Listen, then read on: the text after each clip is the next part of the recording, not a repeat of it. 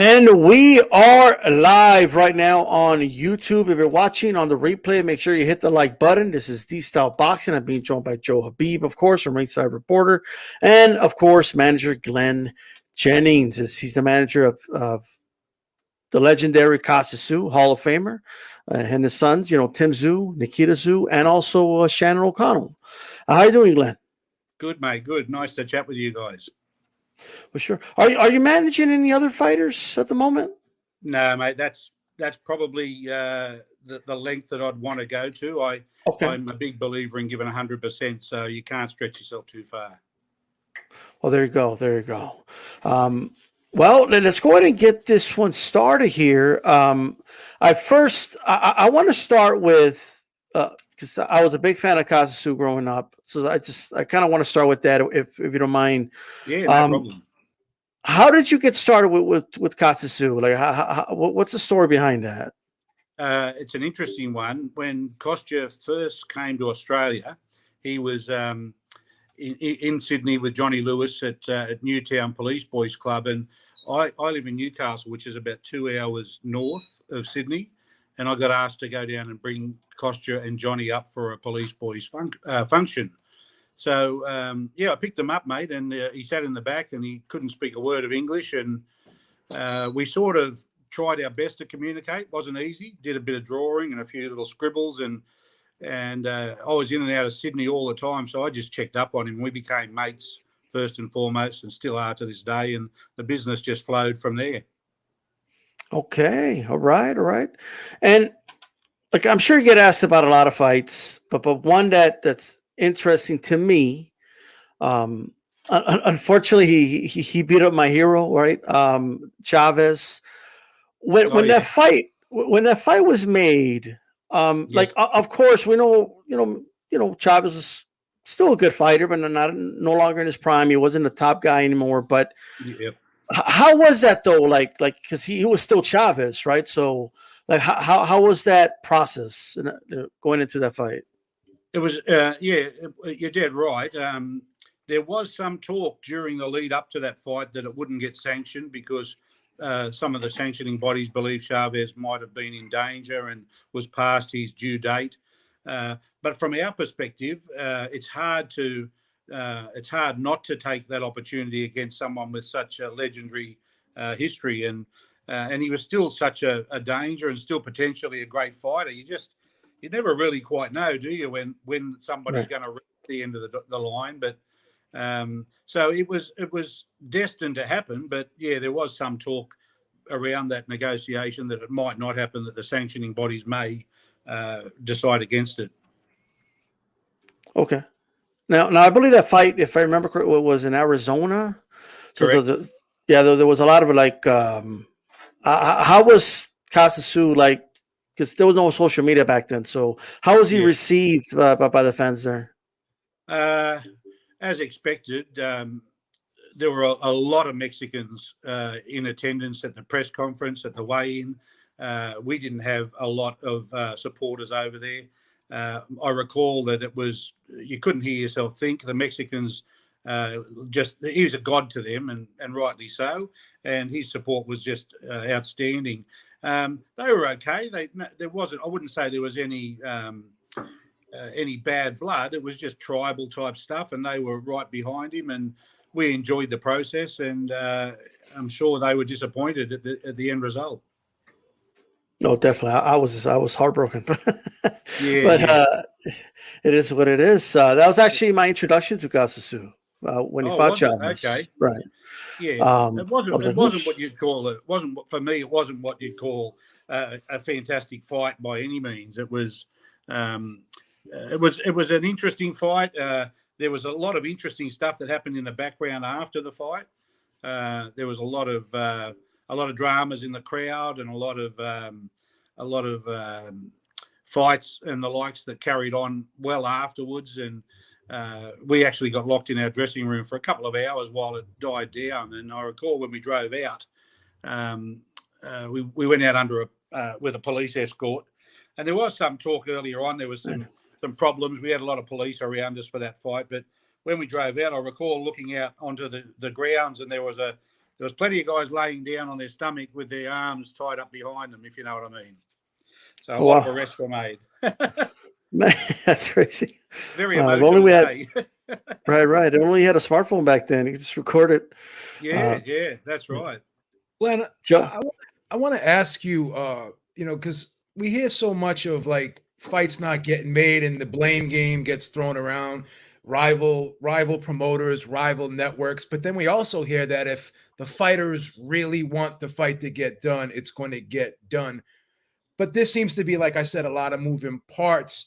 Talk about the process of putting a big fight together when you have all those conflicting networks and promoters. How difficult has that been in terms of the fighters that you've had? Yeah, look, I think it really does come down to a business head, an ability to communicate and to try and have some degree of flexibility. I see often the very first round of negotiations, there's a brawl on. I mean, that's not a great way to start any business. And that's what it is at the end of the day. You've got two teams trying to come together. Each has their own opinion on how it should go. And hopefully two good managers and two good promoters can sit down and thrash that out. And ultimately, that's all we're there for. If there's no fighters and there's no fights, there's no managers, there's no promoters. So it doesn't make much sense to me that fights don't get made because of personality clashes or egos or whatever from outside of the two fighters. But I think what we've seen from back in the day with Kostya is a significant shift now with the social media pressure. It seems to me everything's played out on social media. We didn't have that back in the day. So, for example, if we reached a stalemate back in the day, you would literally either have to get on the phone and sort it out on the phone or just get together and have a coffee and sort it out. It was a much simpler world. Today, there are so many parties involved, and sadly, a lot of the big fights, and back then they were around as well, but not as prevalent. Just about all of these big teams now carry a team of lawyers with them, and that's not a good sign from the get-go, really.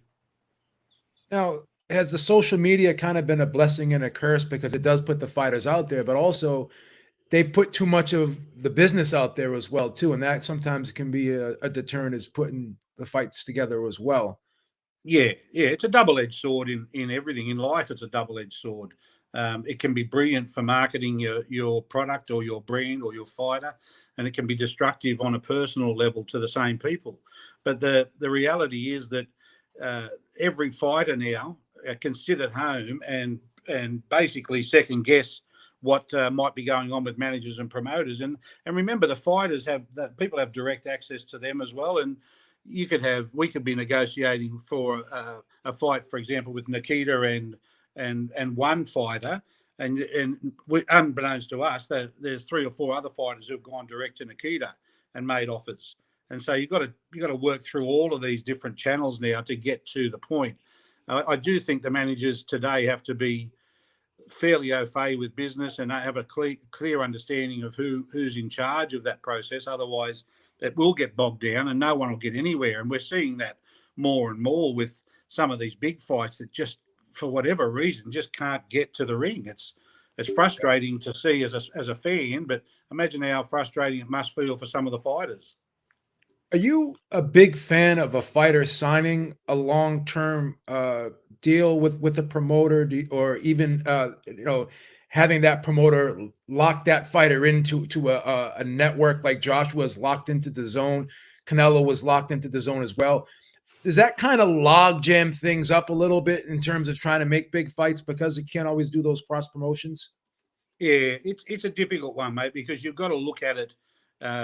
You reach a stage with your fighter where in the early days you can push your fighter around pretty much on your own, park him in different venues, get him paydays and the likes. But you do reach a stage as they progress where you need that financial backing of a promoter, and you need to have them take over the business of finding the fights and financing the fights. And I guess the reality is that each of these promoters go into these deals knowing that it will be an investment on their behalf, and to get an investment back, no different to a term deposit. It has to be locked in for X amount of time. Otherwise, you may, as a promoter, spend $3 or $4 million marketing a fighter, and in 12 months' time he leaves. That's of no use to the promoter. So it's a balancing act, and you've got to be understanding of the promoter having to. I think 3 years should be the maximum anyway, because in that 3-year period, if that promoter can't invest, turn a profit, and make good money along the way, and I think all promoters are entitled to make a good quid, the same as the fighters are, based on the fact that they take all the risk, they're putting the money out there, they're negotiating the deals with the manager. So there's got to be a return for them. And unfortunately, what happens with a lot of these promoters, they go in without a lot of experience, and they'll pitch a fight, they'll go in too heavy, and it sends them broke, and they basically disappear. So it's a real funny, curly one. I agree that a promoter has an absolutely important role, but I also agree that it can't be a never-ending locked-in contract that takes the fighter out of all equations. Gotcha. Makes sense. Now, I do want to ask you about the Zab Judah fight. That fight is still viewed by it's great. It wasn't much of a fight, but still, did you expect that though? Because Zab Judah was, I mean, they were calling him Sweet Pea with a punch. He had a lot of hype behind him. Were you expecting that? Because it's hard to imagine you would have expected such an early knockout, or you're expecting like a tough fight for Kostya Tszyu.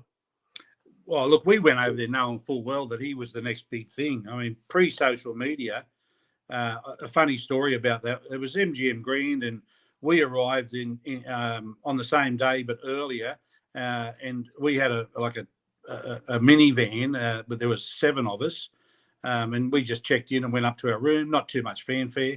That afternoon, Zab rolled in a 52-seat Greyhound bus that was completely wrapped with Zab Super Judah down the side, and the bus was full. So there's 50-odd people on that bus, which is his entourage, and he had in that entourage Mike Tyson, 50 Cent.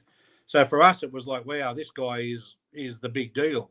But from a fight perspective, we knew that this kid was something special, but we had no idea, and certainly didn't expect that the Kostya would chin him so early on in the piece. But one thing about Kostya, and this went right through his whole career, is his timing and his distance was just impeccable. And given the right space and the right opportunity, if he gets you on the chin, he hits like an elephant.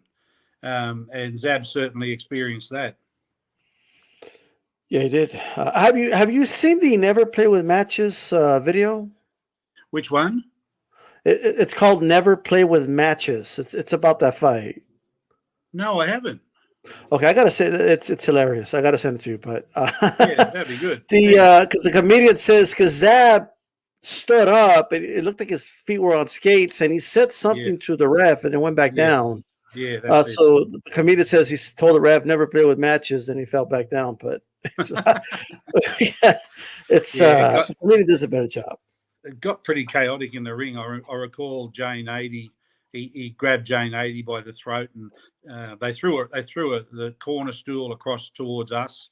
But by that time, I had Kostya sitting on his stool in the corner, and we just had a crew of our guys just stand around to make sure nothing sort of landed on him. But yeah, it got a bit chaotic. But look, at the end of it, it was a magnificent result for us, and we couldn't have hoped for any better, to be honest. Yeah, absolutely. Now, another fight of his I want to bring up here is, of course, the Ricky Hatton fight. It happened in England. Didn't go his way. But I remember Hatton went a little balls to the walls there. What do you recall from that fight, and what was the aftermath of it? That was crazy. That was there were so many odd things about that fight. You know, that fight started at 2 a.m. in the morning. A lot of people don't know that. It was bizarre for us. We didn't leave the hotel till about 10 o'clock at night. And it was difficult because we never quite got that timing right in terms of having to train and adjust to something that was going to go to air so that the Americans got it at the right time. But, it was quite bizarre. And then we got to the stadium, the MEN Arena, and I think they opened the doors there at like 8 o'clock, and those blokes were on the beers from 8 o'clock, and there's 22,000 of them in there, and they were all rotten drunk. You couldn't hear yourself think. It was just insane. We'd never experienced a crowd on that level. The magnitude, the noise, the sheer support that Ricky Hatton had was just mind-boggling. And I recall in the corner, sometimes you couldn't communicate because you literally couldn't hear, and it made it quite difficult. But so no excuses. I think what we seen that night, and Kostya and I have talked about this a lot, was that the changing of the guard. The old lion got beaten by the young lion, and that's fair. Ricky fought the fight. The only disappointing part for me, personally, that I still feel sort of a bit sort of dark about was the low blow in the 9th round. Literally hurt our bloke that bad that we never really recovered from that. And in the 9th, they were even on the cards. So I suppose in some respects, mate, had Kostya stayed down, he would have retained and had another go. But that's not in his nature. He got back up, and you can look.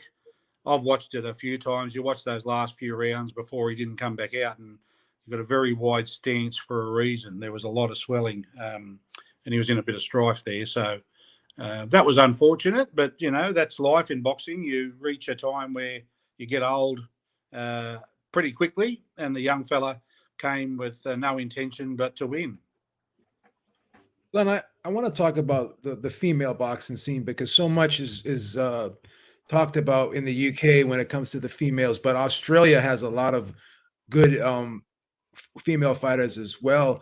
Talk about that, and how did that come about? Because it just seems like all these females from Australia, I think it's because of the zone and because of these digital platforms that we're able to see all these fights now, but they just blew up like real quick. Talk about that whole thing.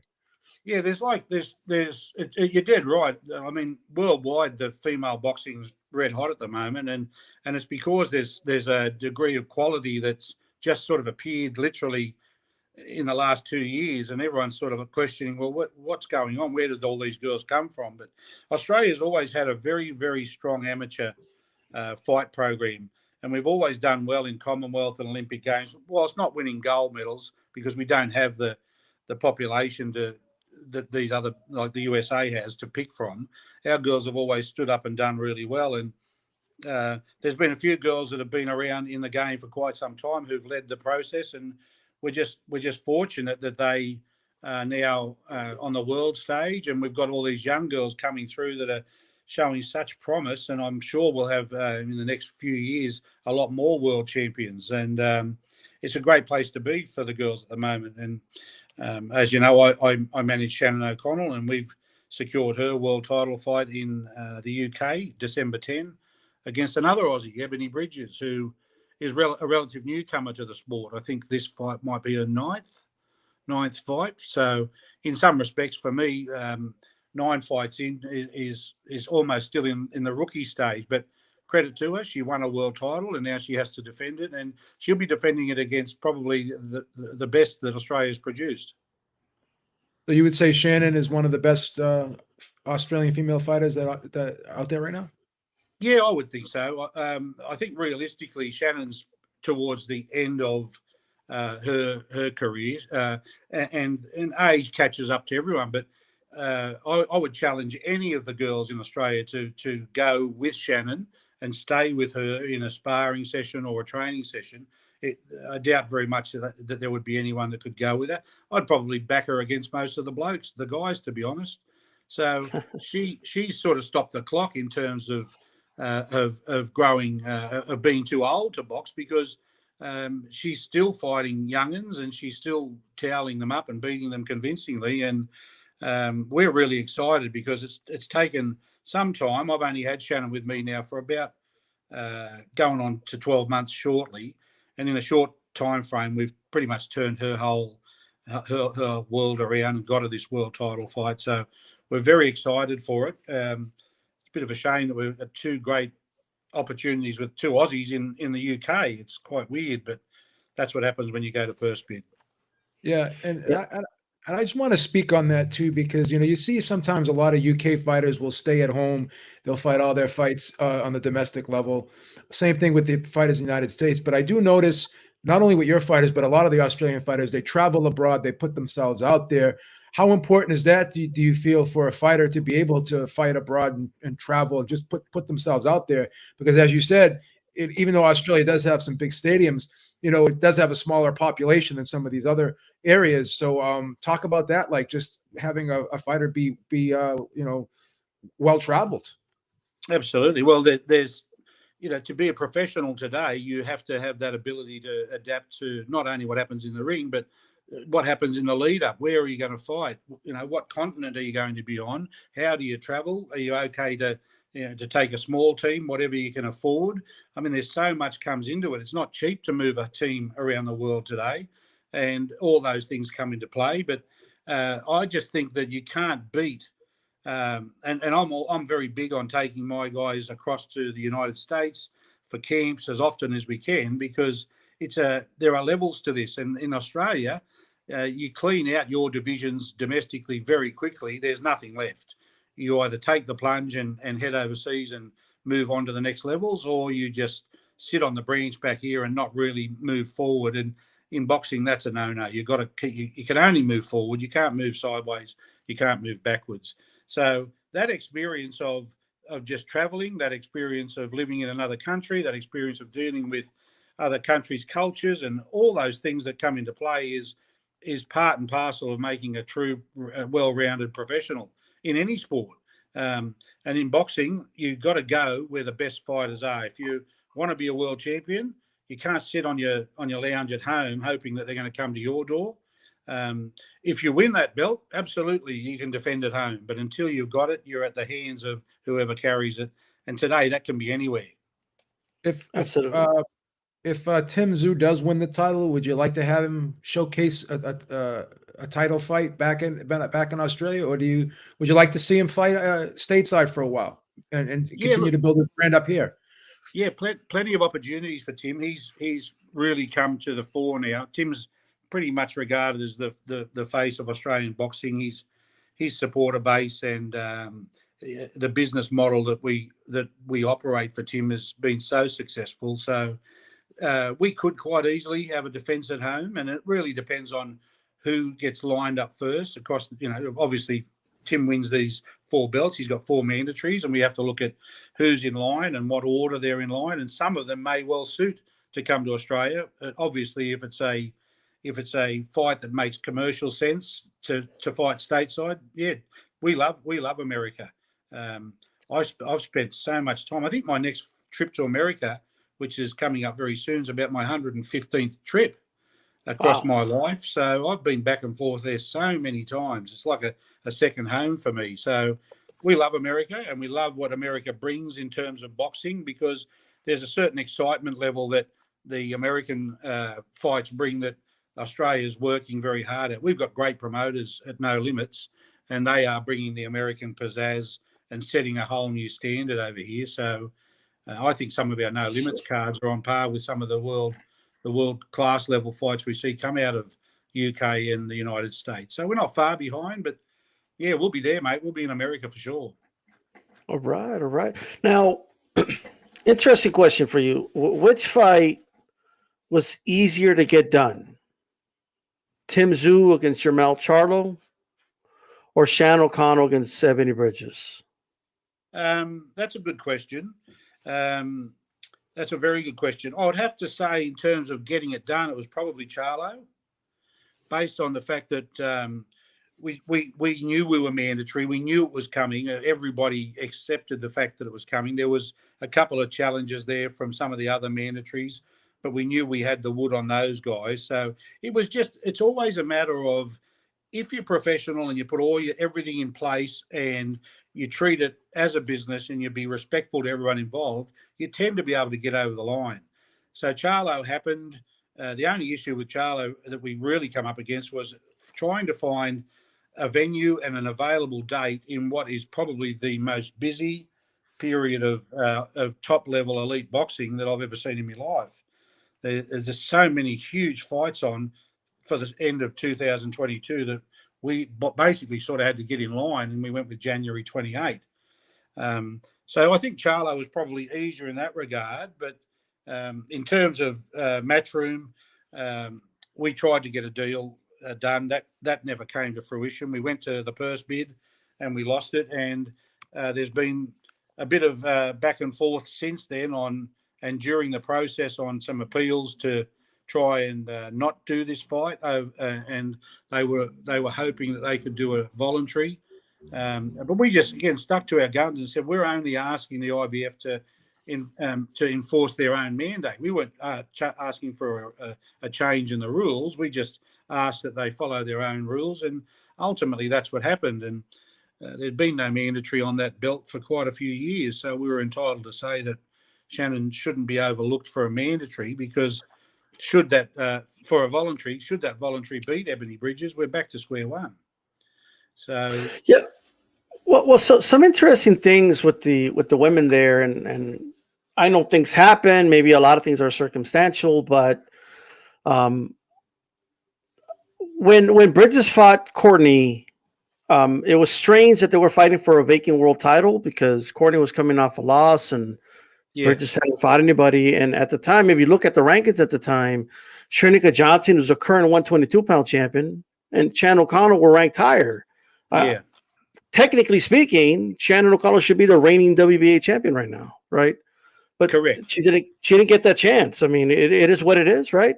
It is, and sometimes it's very hard to read and understand. But I think with the women's, I don't believe in the women's that all of the commission bodies.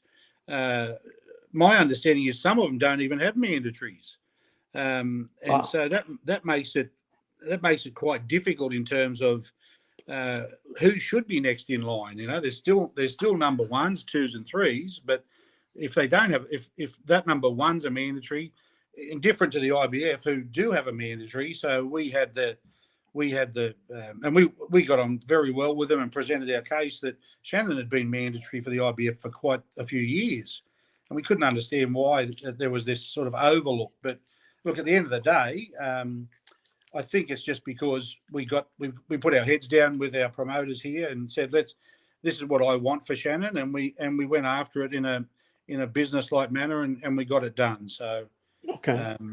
It's just, again, like we said earlier, I think one of the first questions about how does it come about for some of these things. I just think that you've got to be prepared to negotiate and communicate and try and get to a reasonable ground between two, rather than just stick your head in the ground. Yeah, I've always felt maybe they neglect it a lot too. That they don't pay much attention to it, maybe because it's the women's, but hopefully that's true. I agree with you. That's true. They have for a long time been a bit of a sideshow, but in a very short period of time, with the talent that's out there, we're now seeing, like on the weekend, full female cards and main events, and it's terrific. I think some of the girls' fights have been some of the better fights. Yes. And in terms of boxing ability, absolutely, and in terms of spectator enjoyment, absolutely. Some of the male fights we've seen, you just shake your head, and some of the girls, you say, well, that's got to be fight of the year. But I see the girls going ahead in leaps and bounds, and when you get opportunities to fight on world stages, it only helps the cause. Glenn, I got to ask you this: what is your opinion on these rematch clauses? Because interestingly enough, Clarissa Shields and Savannah Marshall had a rematch clause only if it was a controversial decision. But now we see all these fights, whether they're competitive or not, they have rematch clauses in them. Do you think that helps or hurts the sport of boxing? Because with all due respect, I didn't really need to see Kambosos Haney too, if I'm being honest. Yeah, look, my personal opinion, I'm not a fan of the rematch clause, period. I think what we've got is there's a bit of a problem in our industry now with the amount of time fighters are taking to get back in the ring, and so if you throw a rematch in to these events, you can be looking at the guys that want the fights waiting another 2 years. That means they've got to wait a year for the rematch to take place, and then the fighter has another year to decide whether or not he wants to fight again or in what time frame. And I never thought, going back to Kostya's days, which we're talking now 30 years ago, 25 years ago, there was fighters didn't have one fight a year unless they were badly injured. So That's the problem I see. I'm not a fan of rematches. We weren't a fan of rematches. We only done the one rematch with Shambe Mitchell with Kostya. And so when people talk to me about a rematch for Tim or Nikita, my answer is straight up, no, we don't want a rematch clause. Because you've got to move on, mate. You've got to move on. There's so many good fighters out there, so many good fights. And sometimes, like you said, it doesn't make sense to anybody. And there, as you know, you've seen on the weekend, a lot of people, there's a lot of press about George and Devin Haney going around again. And a lot of people said the same as you, that they didn't think that it would be a different result and it wasn't really a spectacle that they wanted to see. But George's team got the rematch put into them, and I guess they're probably glad they did because they got another payday. Yeah, and it seemed like more of the Australian fans were really behind Devin Haney more so than George. What was your sense about that being there? Was there still a lot of support behind George, or did he lose some support going into the second fight? Because he was a little bit brash, I felt, going into the first fight with Devin Haney, and I was wondering if there would be any backlash from the fans back in Australia because of that. Yeah, look, I'm sure there was. There was so much social media in that first fight, and there was, as you know, there was a lot of talk and a lot of bravado, and in some respects, it's not really the Australian way to be too brash. I get sometimes what George was trying to do, but I don't think it actually worked in his favour in the long term. And look, to their credit, they made amendments and adjustments second time around. We never heard boo about this fight, really. It was very quiet. Very little said about the rematch. George had literally nothing to say apart from fight week. So I think they probably took a lesson from that and tried to just go into the fight as the underdog and just be quiet and try and change the result. But Devin Haney's, as George and his team said, he's a very special fighter. And yes, Devin did have a lot of support out of Australia because the Australians got to see firsthand just how good he was on the first fight. So that's the way it goes. So there's no Jermall Charlo on his team that didn't request it, or there's no rematch clause for the Tim Tszyu fight? No rematch. No rematch. It's been brought up. It's been brought up a couple of times, but there's no rematch. Okay. All right. Now, I've recently been watching Nikita Tszyu. He looks very impressive. Just a couple of fights in, but he looks like he's been doing it forever. How quickly do you think will the process be similar to Tim Tszyu? Will he move on quicker than Tim Tszyu? Like how fast before he's fighting at that world stage? Good question. I'm not a big fan of it's not a race for me. I look at the boys as the key components for me are, just go back a step. Nikita took 7 years off from boxing to do a degree in architecture. Wow. And basically the day he finished that was the day we had a chat, and he said, I want to go back into boxing. I'd like to go straight back into the pro. So he come out of a very, very well-credentialed amateur career where he literally won everything, and then he disappeared. And everyone used to talk, whatever happened to Nikita, he was a great amateur. And so now he's back, and we've had 5 fights, and he's won all 5. And I look at the only differences between Tim and Nikita. When we started on Tim's journey, he was the son of Kostya, but no one had seen or had much to do with him. The Tszyu name had been out of the news for quite a few years. And so we quietly went about keeping Tim busy. We were fighting him 5-6 times a year. I travelled him all over the countryside, overseas into New Zealand. He fought on a couple of good cards, but I literally dumped him into areas where we could establish and build a pay-per-view base, because I knew Tim had the goods and down the track that he would be big on pay-per-view. So took the opportunity early to build that base around the country. And it wasn't really until I think the 13th fight that I'd signed Tim to a promoter's deal. So the difference is that Nikita came straight into the pros, and our promoters for Tim asked me straight up, could we do a deal for Nikita? So he's come in on a promoter's deal right from word go. He's been a main event a couple of times. He gets very, very well paid for somebody who is a 5-fight rookie.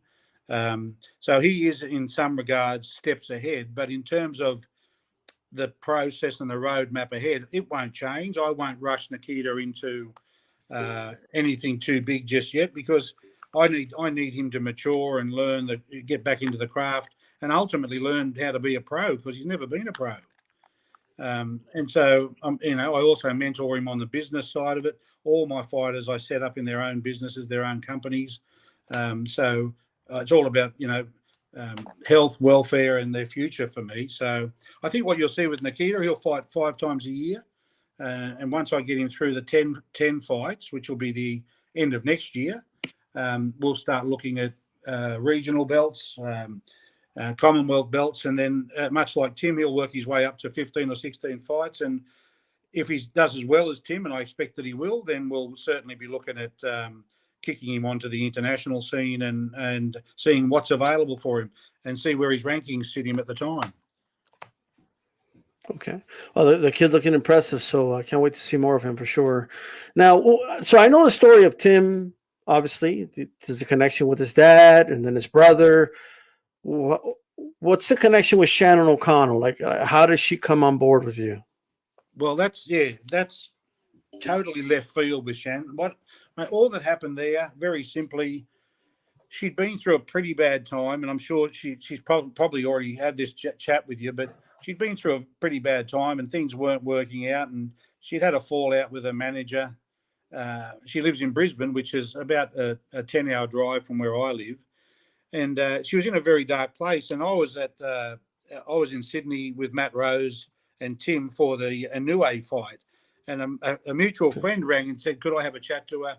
Could I just talk her through some stuff? She's in a bad place. So I'm a father of 3 girls. So I was happy to have that chat. And when I got talking with her and she told me what happened and what she'd been through, it was just, for me, like, it wasn't right. I wasn't comfortable with what she'd been through and what had happened. And, I'm in a good place in my life. The boys are going very well. And I sat with Matt Rose and Tim and had a coffee with them and said, I want to give this girl a hand. I don't want it. It's not a commercial deal. I don't want any money from it. I just think that she's done so much for boxing that she needs a break. And we're in a great position to give her a platform on No Limits. And Tim, Matt, and we all agreed. And I said, look, Matty, if I take this on, will you support her through No Limits? And he said, absolutely.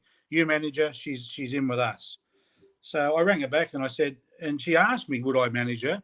And I said, look, it's not something I'm actively looking for, but it was the right thing to do, mate. It was a kind thing to do. She's a terrific girl and a terrific mum, and she just had a bad deal. And it's nice to be able to say that 12 months on, she's a different person, mate. And she's in a great place. And I think we'll see the best of Shannon now because we've got her financially sorted. We've got her living a good life, and she's loving life, and and it's showing in the ring. So that's it in a nutshell, mate. It was just the right thing to do.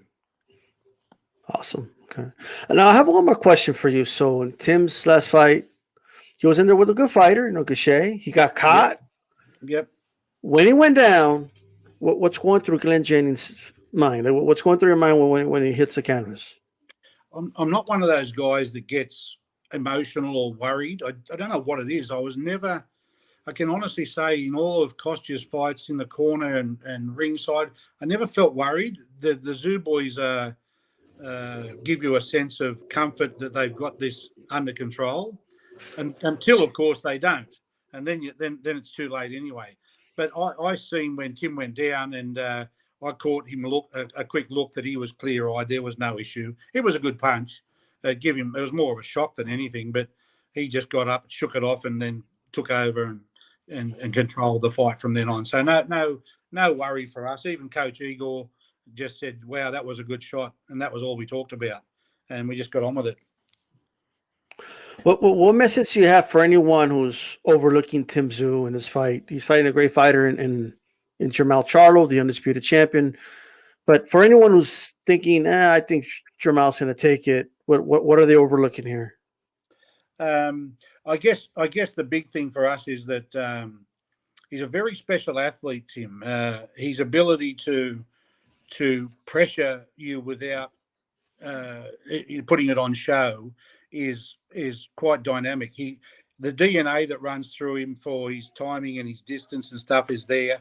I see things that he does that are similar to his dad, but he's his own man, and he's getting bigger and stronger all the time. And when you combine his boxing IQ, the entire life of living boxing, understanding it for what it is, the skill set that he brings, the fact that he can punch as hard as he needs to, but also if he wants to, he can really pressure you into a position where he's going to break your fight down rather than worry about what you're going to do to him.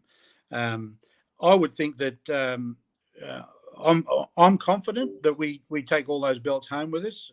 Our whole team is, because you need to be behind your fighter, and you need to know that your fighter's got the goods. And so far to date, 21 have said that Tim hasn't got the goods. 21 have stood up on the stage and said it's too early, and 21 of them have lost and disappeared. So we'll stick with that, and we'll go into it knowing that it's a massive task. We know how good Charlo is, but I think Tim Tszyu has the opportunity and the ability to showcase and provide the upset of the year. Awesome. Joe, you have any last questions before we let it go? I think we're good. Awesome.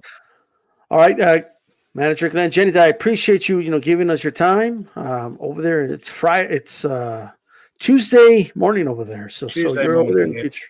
Absolutely. But thank you so much for joining us. Hope to have you back on in the future. You have a great one, man. You too, mate, and thanks, much appreciated to the support you've given to Shannon as well, mate. Our fighters need all the support they can get from overseas, especially our Aussie fighters. So much appreciated. Most definitely, absolutely. Have a good one, man. All right, mate. All the best, fellas. Best of luck. All right, there you go. Manager Glen Jennings. Very interesting. No rematch clause for Jamal. Jamal loses those belts. That's it. I've been telling you we don't need these rematch clauses in boxing. I mean, that's one of your things, but I've been telling you we don't need them. I'm done with these rematch clauses, to be honest with you. Do it. Have I convinced you? I'm old school. I'm fight, and if it's people will know if it's a fight that needs to happen. You know what I mean? You think people will just? You think Wilder Helenius should have rematch clause because of the way that ended? No, not at all. I want to ask you about that. What's going on with that? What's going on with this? It just this whole thing. It didn't look authentic to me, man. I have to be real about it. I mean, his feet weren't planted. He lifts his arm up like this, and he basically pushes the punch. And then Helenius drops his hands and actually leans into it. Everyone's like, "Oh, well, he leaned into it." Yeah, he leaned into it to try to make it look, real. But I just don't think it was. I don't know, man. And the way they were acting after the fight, Deontay Wilder was apologizing. I mean, I don't know, man. I don't know. It was just like it was WWE, man. Damn.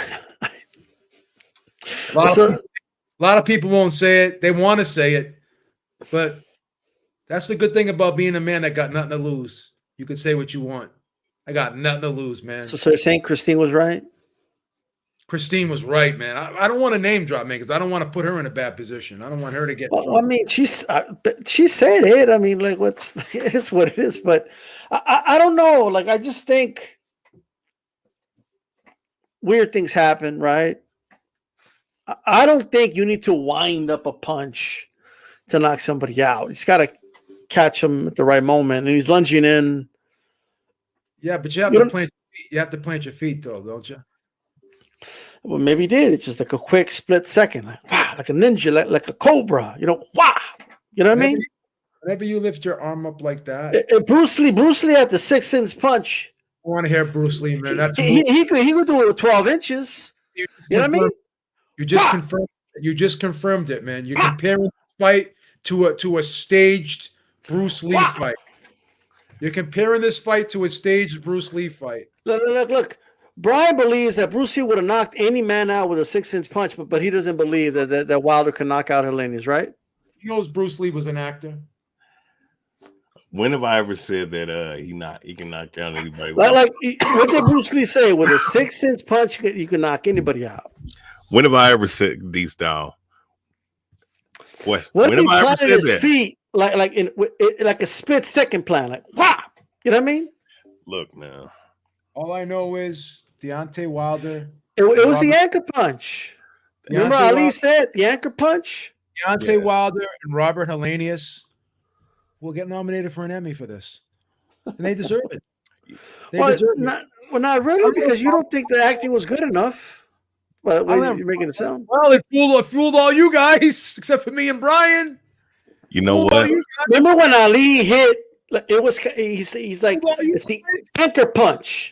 Listen, that it was top. I had a poll about 300 people answered the poll, and it was like 55 said that it was real and 45% said it was fake out of 300 people. That's not good. But the majority said it was real. But that's not a good enough majority, man. Who's the majority though? D-Style? Who's the majority? The people that said it wasn't fixed. All the people who were afraid to say the truth. No, but it's a poll, and you don't put your name on a poll when you vote. It's anonymous.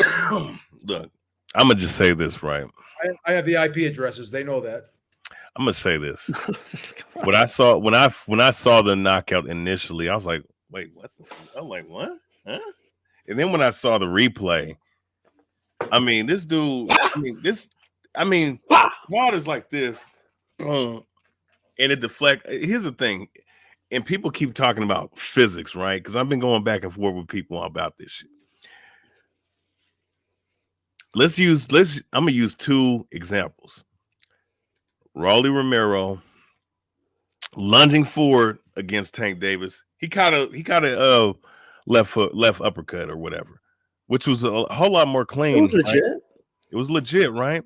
All right. And he kept falling forward into the ropes when that happened, right? Right.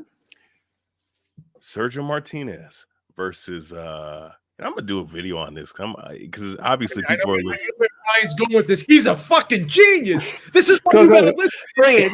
Just bring it. Go ahead. Finish your point. Go ahead. I know what he's gonna say. Go ahead, Brian. Sergio Martinez and Paul Williams. Paul Williams lunged, maybe not as much as Raleigh or Helenius, but he lunged. He lunged himself right into an overhand left. And where was the trajectory of where he was falling? Was it going backwards or was it going forward? Fall face first when they lean in. They don't fall back. Yeah, no. But that's not. Where's he going to fall exactly? Because he's upright. He's upright. Stop. When did Pacquiao, when he leaned into Marquez's punch, where did he end up? Face down. So what? Okay, like Rockman didn't fall face first when Lewis knocked him out. Where did Paul Williams end up? There's no rule. Face down. There's no rule. This is not like the law of gravity. Where there is the rule. It's called the rule of physics. Like Brian's No, because it depends. Into a punch. When you lean into a punch like this, right? When you lean into a punch, right, what happens? But Wilder went this way, therefore he's going to go this way. He's not going to go forward. It was and then he went back. Enough with your mental gymnastics. It's not going to work, Brian. No, it was a quick, like he was quick with it. Like he the gravity went down momentarily. It was just quick. It was a split second, like the anchor punch. Right, you know what I mean? Ali explained this shit perfectly when he fought Liston. The anchor punch. The punch landed right here. You could get knocked out when he hit here. What do you mean? And then Since when is this like a safe area to get hit? Like right here. And everyone's trying to say his eyes rolled back in his head. No, they didn't. He went he opened his eyes wide to try to make it look like he was glazed. Listen. I'm gonna tell you straight up. The way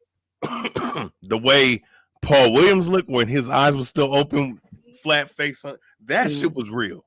That shit was real as fuck. You can't. How do you know? How do you know Williams didn't just take a payday? Just said, "Hey, just hit me with everything you got. I'll go down." No, that we know. Oh, that's ridiculous. Now it's ridiculous. You know, good goddamn well that he got knocked the fuck out.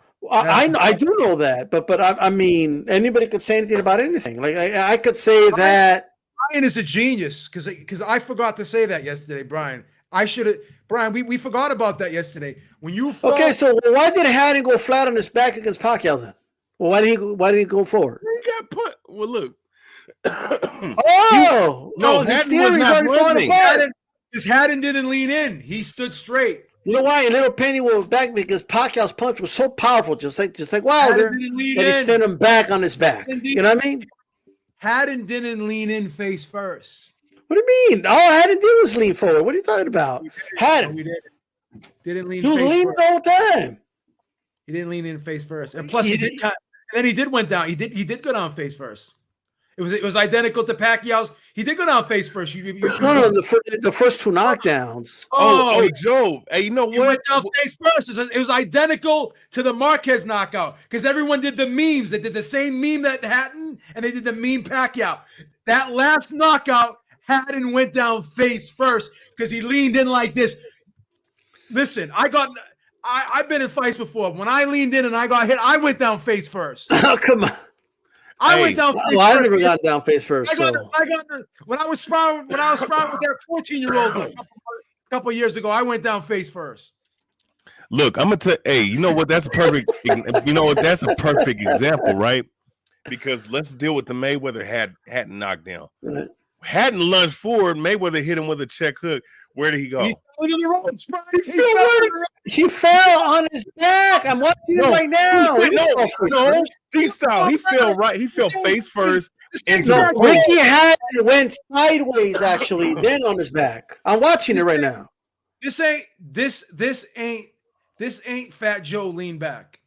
No. I'm saying, go watch Hatton Pacquiao. He actually falls to his side just like Helenius did, and then rolls on his back. Same way. What about Floyd Mayweather Hatton when the first knock? Well, Hatton was lunging forward with something Beep says Hatton never did. Okay, and where did Hatton land? He landed right into the. And by the way, that was a real check hook. Okay, Mora. All right, that's a check hook. But look, you don't lean in like Helenius did. And then fall back. You don't. The body, it was a whap. Like you know what I mean? A whap. I'm sorry. Guess what? You're getting an F today in physics. The power's real. You're getting an F today in physics. The power is real, ladies and gentlemen. That's all I got to say about that. F today in physics. You don't think the power is real? By the way, it is real, but not. Tyson Fury didn't fall face first in any of his knockdowns against Wilder. Well, Wilder hit him with the left hook. When did Fury go down face first? He went on his back. Was Fury leaning forward or was he coming forward? Fury never leans forward. That's why he always leans back. He was leaning forward in the third round. Let me finish. Go back and watch when Wilder hits him with the right hand. He rolled the punch. He rolls punches. He doesn't lean in. Then Dillian White. When Dillian White leaned in and Fury hit him with the uppercut, Dillian White fell forward, right? What did Fury do? Pushed him off because he didn't want White to fall on him. Again, this is physics. These styles getting an F. No. Like all I know, he did the whop. It was like a quick. Like go watch Muhammad Ali when he explains the anchor punch. That's what it was. Boom. That's an F. You know, and it landed, and then people are, he landed it right here. Like this ain't a good spot to get hit. Right here, and then his face was red, bro. Did he fake that too? Did they put makeup on his face by the time he hit the canvas or what? I mean, your face gonna get marked up whether the punch anytime the punch lands. If it lands, the guy is Nordic. When he goes to bed at night and he leans too hard on the pillow and wakes up, he has a red mark on his face when he wakes up. He's Nordic. He's Nordic. What do you expect? Let's not make this about the color of his skin. Chinese menu right here. He's whiter than this Chinese menu. So you go like this. You see the red mark right there? Hey, I'm gonna tell you something. You know what would have made the shit look good is if he would have started gyrating like he got fucking like something was really going on in his brains. No, look, dude, like he hit him with it. Like getting hit here is not like. Why are people saying that? Oh, but he hit him right here. Like, bro, that's the bullseye. The fuck the dude up right there. This is the hardest part of your head. It don't matter if it's the hardest part of your head. So what? Go watch WWE matches when they punch each other. Where do they hit each other? WWE, come on. Right here. That's how we do it in Very camp. similar to WWE, man. When you go to Killer Kowalski school, they tell you hit him here. Killer Kowalski. This idea that you need to have your feet planted to knock a guy out, like in a traditional boxing stance, is boy. I see dudes in MMA knock other dudes with arm punches all the time. I don't see Brian over here talking about conspiracy theories and shit like that. I don't know what I see that shit all the time. I see dudes just go like that and all. No, you know what? You know what's funny? I was go down everything. I don't see any conspiracy theories. Okay, D style, right? D-style dragon. Remember when Silva was stepping back and he went like this, and then the Forest was in the ground? Remember that? Horrible. They're best friends. They're best friends. They go food shopping together, man. They're best friends.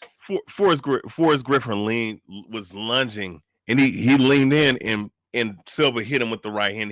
That was a legitimate knockout. Where did he fall? He fell. I agree with you, but this is legitimate, right? But this isn't. I mean, I'm just saying. Oh, go back and watch the slow motion. He lifts his elbow up like this and goes like that. Anchor punch. That's not an anchor punch, bro. It's an arm punch. It's an arm. No. Okay. Let me give you another example. This right here. And like that is exactly how Crawford knocked out Cal Brook.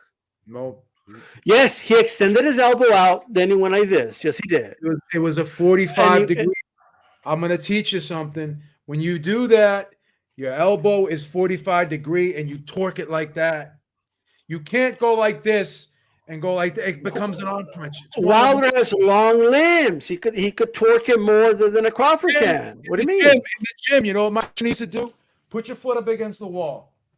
Throw your punch. If your elbow hits the wall, you're not throwing the punch right. It's an arm punch. So you throw the punch. Yeah. That. Come over the top like that. You don't have to throw a punch with perfect technique. Watch 45 degree angle. Okay, but listen to what I'm saying. Just because a punch isn't thrown with good technique doesn't mean that when there's an impact, it can knock another human being out. Right? Like your brain doesn't know that the punch wasn't properly thrown. No. Like the brain doesn't go, oh, well, he didn't throw it. Like if he was against the wall, is that like that's not how the brain thinks. So you get what I mean? I understand what you're saying, but guess what? So why was it so loud then? Because I heard the punch. Oh, we all heard the punch, but guess what? So how do you generate? Like, how do you hear that with this? No, D-style. But listen. When punches land, you've been at fights before, right? Whenever a punch lands, you hear the thudding and the thud of the punch land. If it lands on somebody, that doesn't necessarily mean it's going to knock somebody out. I could slap you in the face. It's going to make a loud noise. Don't mean it's going to be as effective as a punch. What's that mean? You say your ex slapped you and knocked you down. Wasn't ready for it, man. Well, there you go. Neither was Helenius. Because he was ready for it because he followed the script. I'm gonna lean in, and the reason why they're saying it's a tinfoil hat out here. The reason why they did that. This is the motive behind it all. Okay, Helenius knows that he can't beat Wilder. Wilder knows that Helenius can't beat him. Might as well just end it quick. So I don't have to hurt you for real and put you through a grueling fight. Let me just get you out of there. And then we both go home with a check, and that's the end of it. That's it. That's it. Yeah. Look who wants to come in. That's it. Yeah, you can come on. Why not? Come on. We can bring him on. This, by the way, only people that show their face can come on. I'm just going to let everybody know right now. If you don't show your face, you can't come on. All right? But Divine Sense can come on. It's Academy Award, man. Do it, Bob. I'm not mad at him. I mean, you didn't want to beat up your friend. I get it. So your theory is they're friends? If me and you signed to fight, man, I'd do you a solid. I'd take a dive for you. Stay down for you. But here's another thing, and I think you both are missing this, okay? I put you over, D-Style. I don't mind. I want to see one of you just throw yourselves in the ground like the way Helenius did. It's very hard to do. D-Style, you ever heard? Well, you ever heard of taking a bump in professional wrestling, right? I do it all the time. He didn't take a bump, brother. I had back when I was 14 years old. I had the title. I had the backyard wrestling title. That's how good I was. This is divine great. senses is blasphemy. Look, I'm gonna tell you something, D-Style. I mean, we give people a right to have their opinions on it. We're not going to attack divine sense. Hell no. He can have his opinion if he wants. I mean, look, and people want to talk about the canvas thing. Look, I've been I've been in the ring where they can make it for a professional wrestling ring and they can make it for a boxing ring, right? Point being, they loosen it when it's boxing so it could be more bouncy, right? Yes. I'm not saying that falling flat on a canvas is not painful, but when it's loose like that for boxing, it's not that hard, bro. It's not that hard, especially if you're bracing yourself for the impact of the fall. Come on, man. I just think, like, if you think about it, like, it's not impossible for that to be a knockout. You know what I mean? And there's no like, I know what you guys are saying about physics. I gave you examples of where guys did not fall forward. Guys fall two ways. They could fall on their side. They could fall face first. They could fall flat on their back. They could fall on your back. You don't fall on your back like that when you lean forward. It depends on the position of your feet. It depends. What it really depends on is the script. Okay, really quick, Chicano Prophet, I appreciate it. I'd like to know if Beeb has heard the slew of response videos. Have any of them made you reconsider, Beeb? Whoa, what, boxing ego? Boxing ego is going to make me reconsider? The guy that thinks freaking Mark Breland spiked Deontay Wilder's water, he's going to make me reconsider?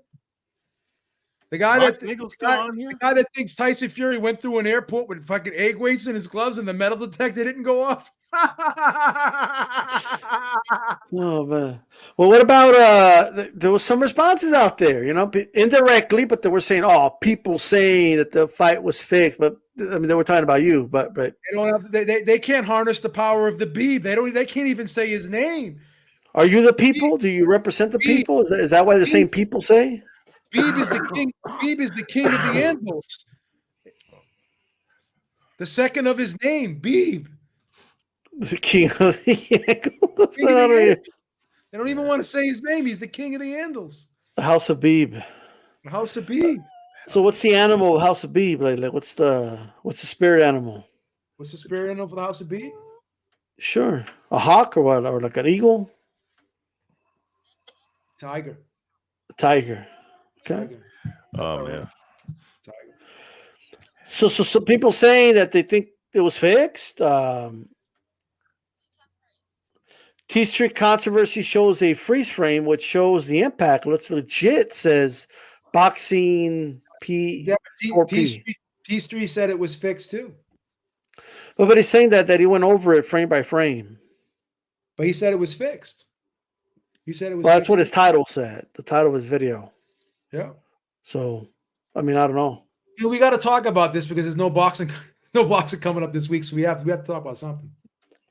Yeah, I mean, it is what it is. I don't know why, So I just want to ask. So that was your first instinct? Oh, that's fake. Like when you saw it, or was there a process? The first instinct was it was fake. Then the replay reinforced it.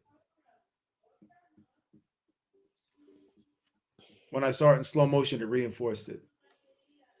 And I'm not going to say who sent me the video in slow motion and asked me, does this look fake to you? I'm not going to put that person on blast, but I quickly responded, yes, it does look fake to me. I'm not going to put that person's name out there. Do you acknowledge that there was an impact of leather to the face?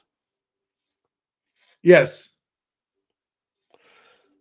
And do you acknowledge that maybe it is like that maybe he could have knocked him out. But I know you don't believe that, but is it a possibility that it could have been? I know without a shadow of a doubt he could have knocked him out. I know that. I don't doubt that for 1 second that he can't knock Robert Helenius out. But once again, why am I going to hurt my friend, who's my sparring partner, who I've had over my house, who I've talked to on FaceTime more than one occasion, who I communicate with, just like Malik Scott when I had my friend Malik Scott take a dive for me because I didn't want to hurt him. I'm not even mad at fucking Deontay Wilder for doing that. Did his friend a solid. I don't care about it. I'm not mad about it. You know why I'm not mad about it? Because the outcome was going to be he was going to win anyway, so it didn't matter to me. I'm not mad about it. What's going on, Devin? Yo, Beeb, how much how much are you getting paid, bro? $200 a month. How much are you getting paid, bro? I already told you $200 a month. I make more. I made more in Uber. I'll show you my Uber Eats. I work fucking 2 days at Uber Eats, man. That's my part-time gig, and I'm a municipal worker, right? Look at this. I'll show you. Like so. This is a hobby. This ain't for money. This is a hobby. I never see somebody flex their Uber Eats money. You're drinking some strong Kool-Aid out there. I want some of that Kool-Aid that your mom's making, bro. Fresh out of the fridge. My mom passed away about 2012. But Haterade. I mean, look at this, man. I'm making this. This is like for freaking 20 hours here, man. I mean, this is just 20 hours worth of my work right here, man. 20 hours. So Uber Eats is behind us? I make more money in 3 days of Uber Eats than I make in a month in YouTube. Well, let me look, man. Look at my subscribers. How many subscribers? You got more subscribers than me. Yeah. Everybody on this panel got more subscribers than me. When you were doing the Wilder videos, you were getting 30,000 views. I only get 1,000 views. When you was doing when the glove gate thing was going on, you was getting 20,000, 30,000 views. Not me. Not me. I mean, I can't speak on the algorithms and the analytics and shit like that. I mean, the shit was hot, right? This shit's not hot. This shit's not hot. Guess why this shit's not hot? Guess why this shit's not hot? Because I'm the only one saying it. When you were saying it, that's not true. That's not true. There's others. How many people made videos about it? Well, not very many, but it is No. How many people made videos about it? Guilty. How many people make videos about it? Guilty. No one else made a video about it. I don't know. I haven't researched to that extent. The first person that made a video about it? There are people who share the same opinion as you. I'm going to strap you into the polygraph machine right now. Who was the first person that made a video about it? Oh, probably you. Yeah, for sure. 100%. How many views did I get? I mean, you came out like right after the fight. 1,800 views. How much is that video going to get? How much money is that video going to make? What, $20? I hear what you're saying, man. Look, it's again. What's the motive? I am a nobody. I don't know. I really don't know. That's the most confusing part for me. I don't know. I am the bottom of the barrel in here, man. Like if this was a video game, I'd be on easy mode right now. That's how insignificant I am right now on this platform. So nothing. So can I? All right, can I put something out there, man? Look, I'm gonna give you the benefit of the doubt. I trust the Beeb.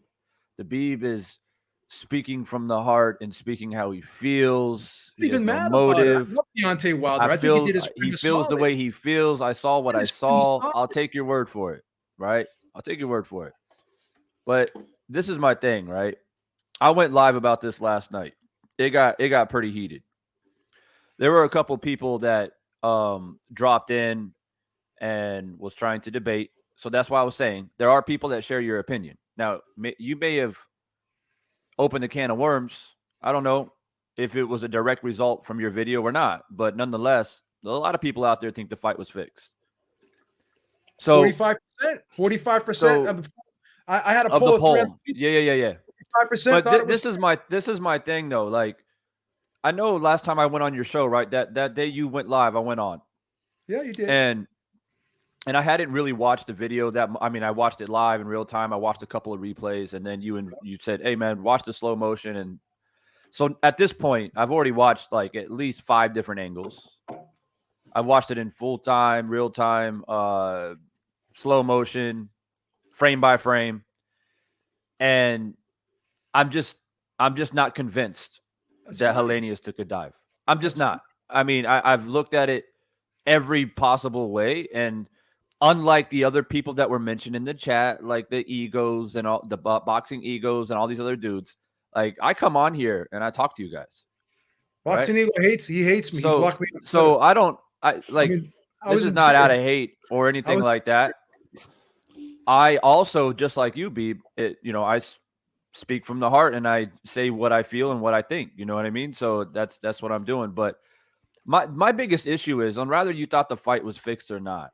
We spend so much time as content creators, a lot of us, talking about the corruption of the sport, talking about, referees rigging fights and judges and fighters and the glove gates and the waters being spiked and all this crazy shit. We spend a lot of time talking about it. Once again, we have a heavyweight matchup, and now there's once again conspiracy. Once again, there's people saying, "Oh, it was a dive." So it continues this perpetual cycle. It continues to taint the integrity of the sport with not very much evidence. So like you pointed out, Beeb, the other night when we talked, you said, well, is it any different than egg weights and spiked water? Well, to me, it is different because we're looking in real time, a man being punched in the face by the most devastating puncher in boxing right now. It is different than a guy saying, oh, I think the guy put some shit in his gloves, because there's literally no evidence of that. It's speculation. Okay? We actually see with our own eyes. So it's literally, you have to, was the punch strong enough?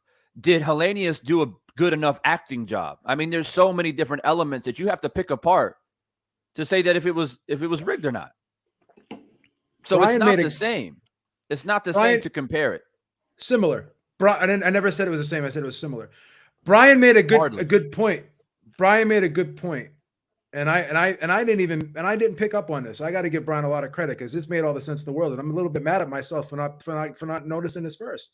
It wasn't that good of a point. It was probably the best point that you ever heard on this. Sorry, bro. Aftermath. This is the best point that I've ever made on Aftermath, in my opinion. I'm gonna write it down.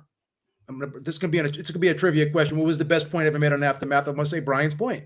But anyways, when a guy leans forward into a punch, a la Pacquiao Marquez, a la Paul Williams, Sergio Martinez, a la Ricky Hatton, Pacquiao, they always end up face down. So if you're leaning forward into a punch, right?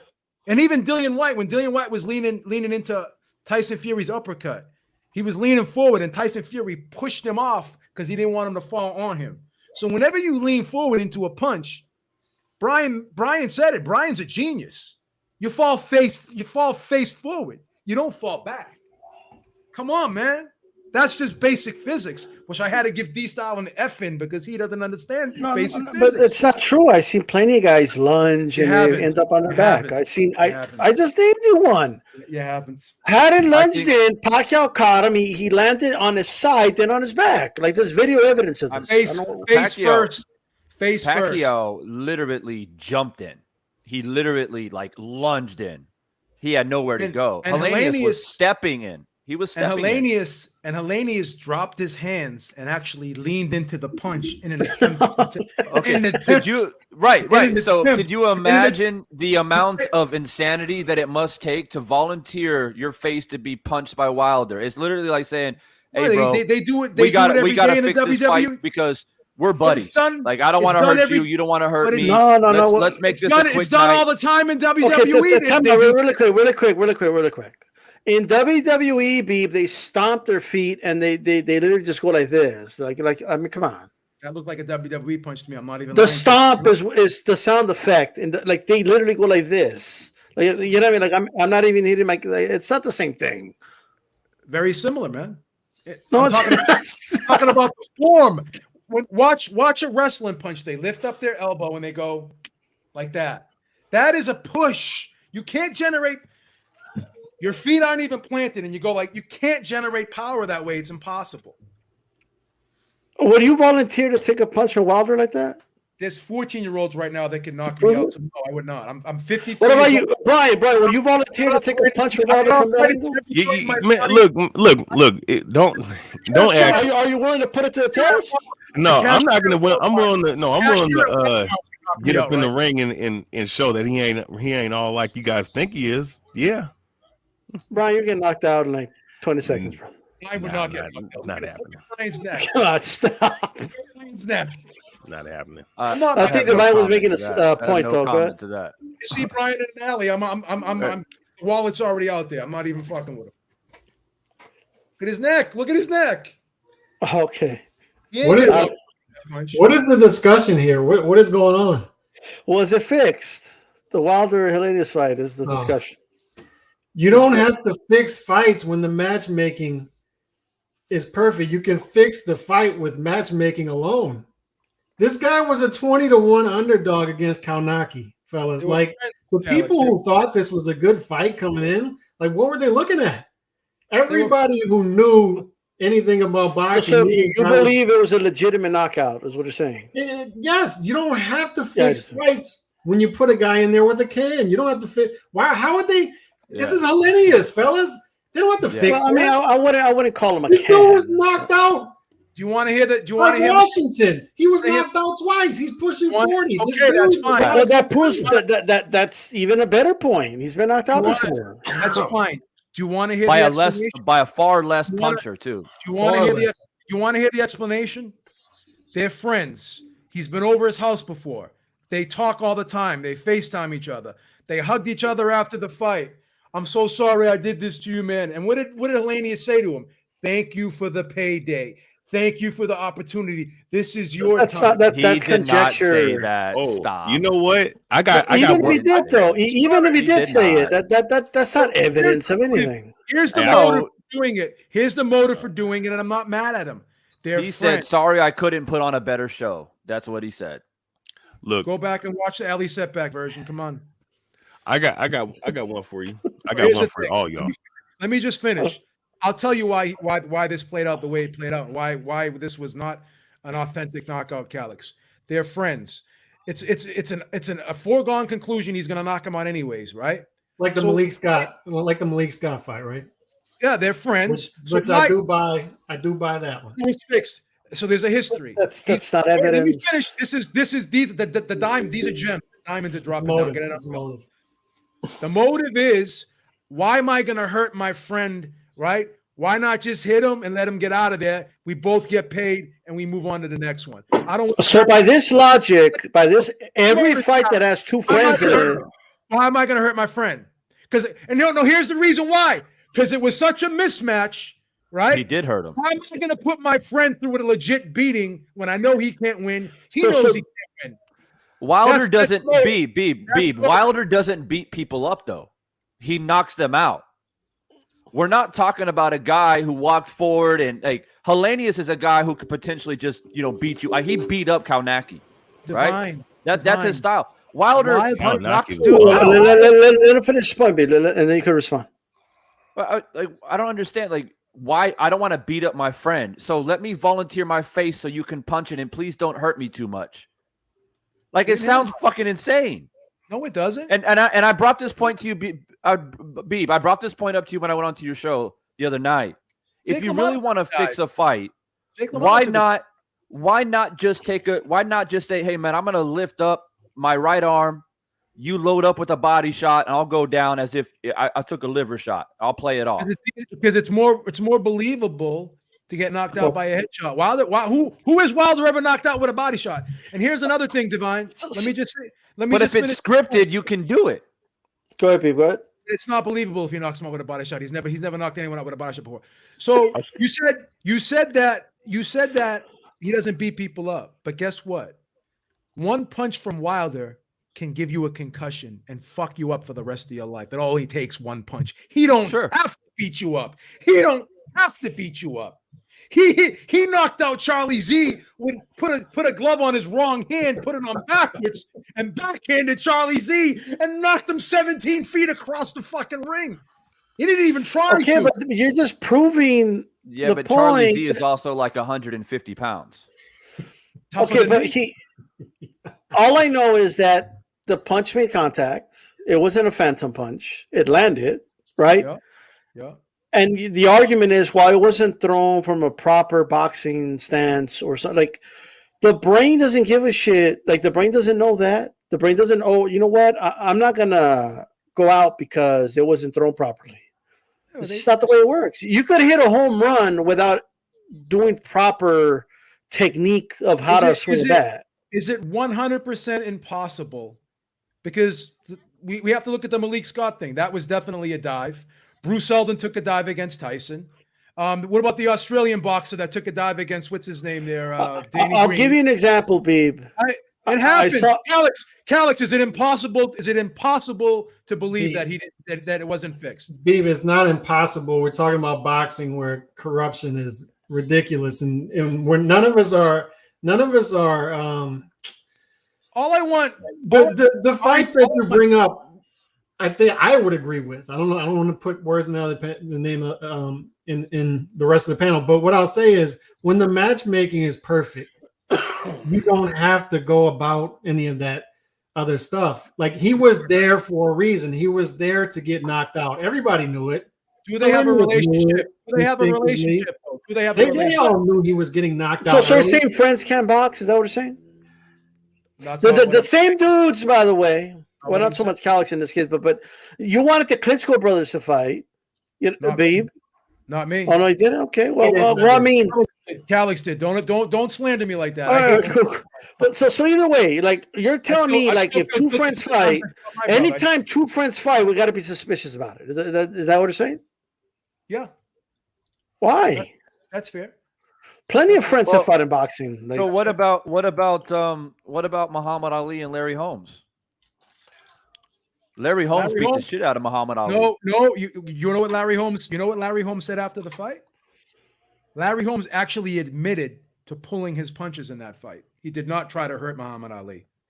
Well, he still hurt him. I mean, well, he was pulling his punches in that fight.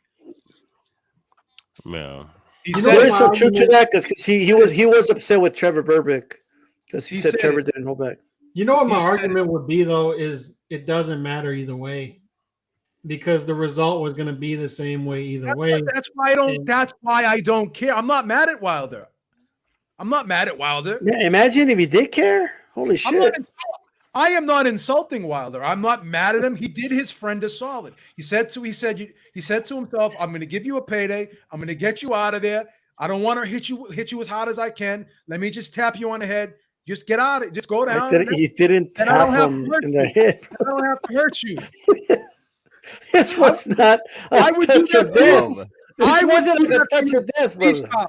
D-style. If I knew it was my last fight, like, I'm 53 years old right now, and I did an exhibition with you, I would put you over.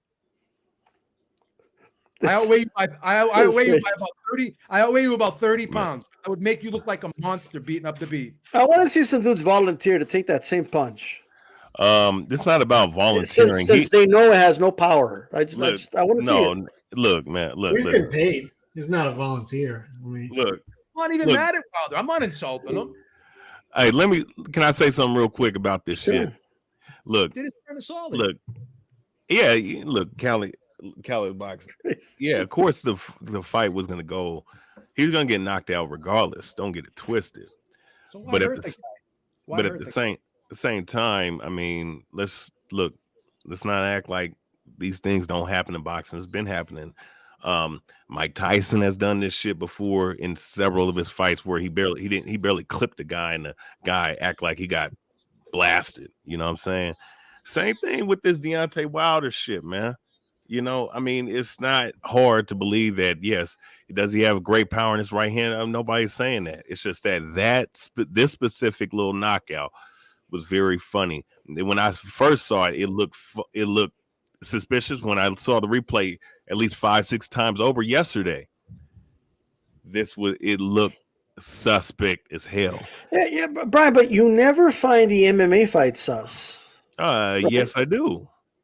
I mean, because when Anderson Silva stepped back and went like this to Forrest and knocked him out, you never said that was suspicious. But this one that was is a legitimate suspicious. knockout. No, he I came just forward looked at and this he fell in slow forward. motion a couple of times, his knockout, and he looked like he hit the canvas pretty hard. Yeah, like, bro, do you know how? I was going to make this point earlier, okay? And all you do is watch it. You try it, okay? Go outside to your lawn, to your grass. It doesn't have to be concrete. Just throw yourself down. Just throw yourself down. Don't break your fall in it. Just throw yourself down. Bro, it's extremely hard to do that. Extremely hard. I'm just telling you that right now. It's not in our instinct to just do that. I'm just saying. And go videotape yourself and just throw yourself. It would take a lot of practice. I mean, you would have to practice that 100%. There's no way. Man, it's called a bump. I'm sure they rehearsed this. A bump. I don't. Come on. I don't doubt that this wasn't. And by the way, the boxing canvas, especially where he fell, right? I mean, it's very hard. It's not a wrestling ring. He's been over Deontay Wilder's house, so I'm sure they must have rehearsed this. Been Deontay Wilder's living. This was not a spongy surface. You would think if they were going to do this, they would have that Klitschko spongy ring if they were going to do that, right? Why did they do that? Stop the cap. Helenius didn't go to the hospital. Listen, D-Style. First of all, Helenius didn't go to the hospital with a broken back or a hurt shoulder. He was fine. So he knew what he was doing. He was over Deontay Wilder's house. Okay, so we're going to see Helenius as a stunt double now? Is that what he's going to do for a living? He could if he wanted to, man. I got to give him credit. The fall looked awesome. Crazy, bro. He didn't even, and then Brian brought up, the wrestlers, they do bumps. Bumps it's a way to break your fall in wrestling. There's a proper way to do it. You don't just throw it yourself. You don't go limp and just go down. Like that's extremely difficult to do. But D-Star, you got to make the shit look realistic. I mean, to make somebody look. Bro, that sounds like a lot of work, bro. If he boom, and then if he's supposed to fall forward, you telling me he boom, and I'm just gonna come on. He leans into a punch. He's gonna take it like not even his guard he or didn't nothing. fall. He didn't fall like that. I mean, if you go back, his neck did go back, right? So when your head goes back, your brain goes back, your brain comes forward, your knees buckle. That's it. You go down, right? So the only way that you can really dig deep into this is talk to a neurologist, right? On how the brain mechanics actually work. Like if you get hit, if you get in a car accident and your head comes forward and hits a steering wheel, right? Or hits a dashboard, you got nowhere to go but to go back. True. What are you going to do? You're going to go through the fucking windshield? Right? I mean, it's like, bro, it's like, come on, man. Like, but for real, you have to talk to somebody who was a brain expert to really explain, like, there is no guarantee just because you get hit with something coming at you and you walking into it that you're going to continue to fall forward. I'm going to go to the Mass General tomorrow and I'm going to show them the video and I'm going to ask them what they think. Yeah. Somebody that understands how the brain works. Because if your brain shuts off, what's the first thing that goes? Your legs. Yeah, true. That's it.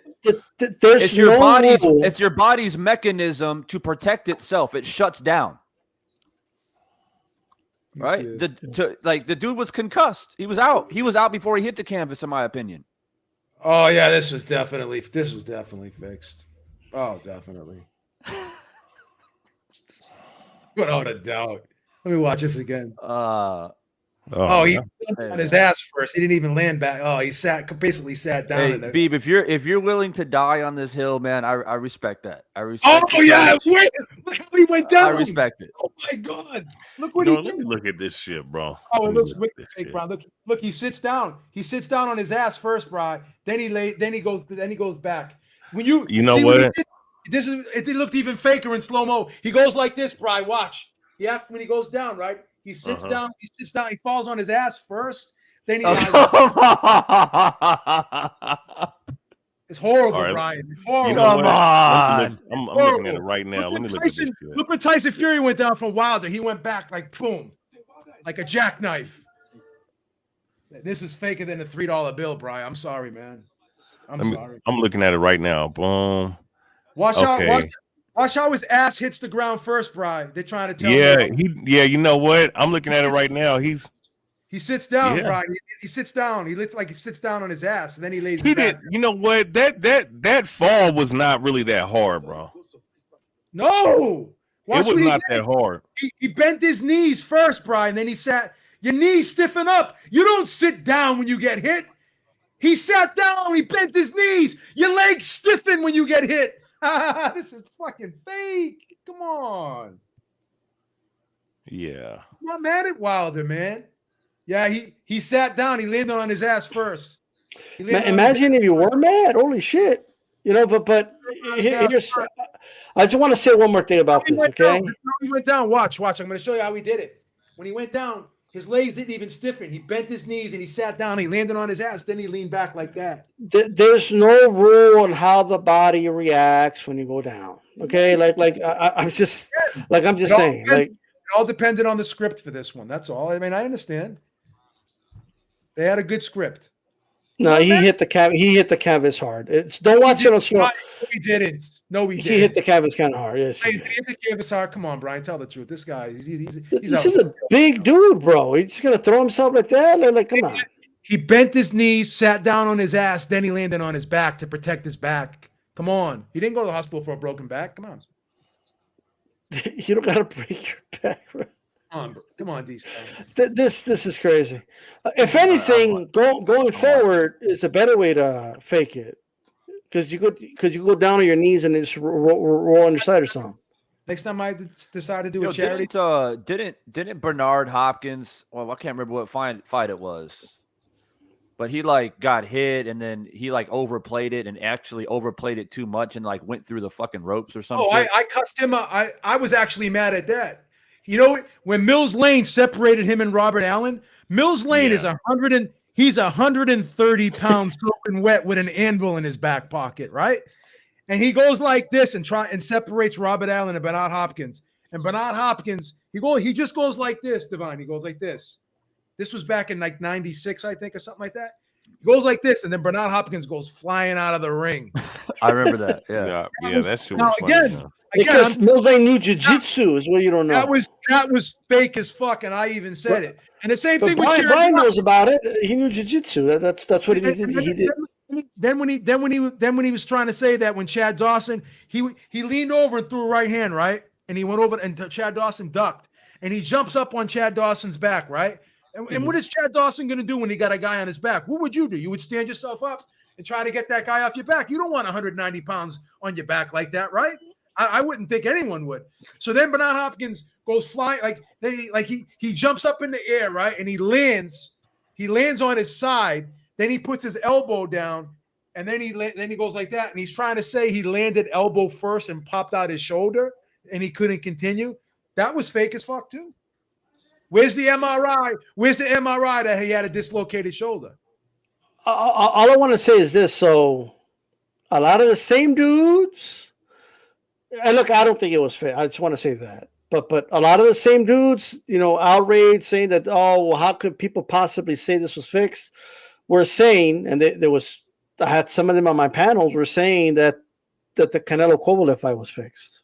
Okay, so I just want to point that out. Okay, it's a little crazy, right? But hey, let's talk about the Caleb Plant fight. So Caleb Plant knocked out Anthony Darrell. That was a great knockout. That, in my opinion, is a knockout of the year right now. I would have to say that was a beautiful knockout. I'm going to say this though, and then I want you guys' opinion on it. I'm not a fan of the post-fight celebration. I get that there was animosity. I get, they were both talking trash, but Anthony was talking a lot of shit. Right, Anthony had an interview where he said he'll never let a white boy beat him or something like that. I don't know if he knew it was being recorded or not. So I don't know if he was saying this in confidence or if he knew it was being recorded. Who knows? But he denied saying it. But whatever. He came out today saying, "Hey, I never said that," but he did. But either way, Plant post-fight celebration, knockout. What do you guys think, Devin? Well. I feel like leading up to the fight, Darrell was a little bit out of pocket. I ain't gonna lie to you. There's some things that he was saying, and I mean, he was on a podcast. I mean, he literally did say, like, I've never lost to a white boy, and it's not going to happen. And obviously during press conferences and things like that. Now, some of it was, to me personally, I thought that he knew it was going to be tough. It was a lot of trying to get into Plant's head. He knew Plant's skilled, like, deep down. And I can see that. And fighters do that all the time. Usually the loudest one in the room, or the one with the most bravado, usually is the one that is a little bit scared, in my opinion. But look, first off, Plant put on a phenomenal performance. I think he was in control for 95% of the fight. Darrell had a few spots here and there. He was trying. Darrell was definitely trying to do what he could. He tried to be, quote unquote, the dog, and tried to force the issue and step to him. And he threw some nice combinations here and there. He caught Plant a few times, but Plant was clearly the superior boxer. The knockout was mind-blowing, absolutely mind-blowing. I predicted Plant to win by decision. I'm sure that a lot of us did. And Plant just lit him up.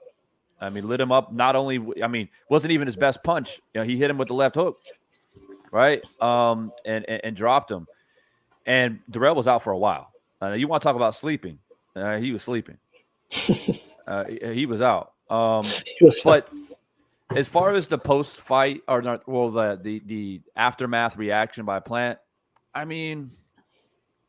it's a little bit cringe, but at the same time, I could kind of understand why he did it.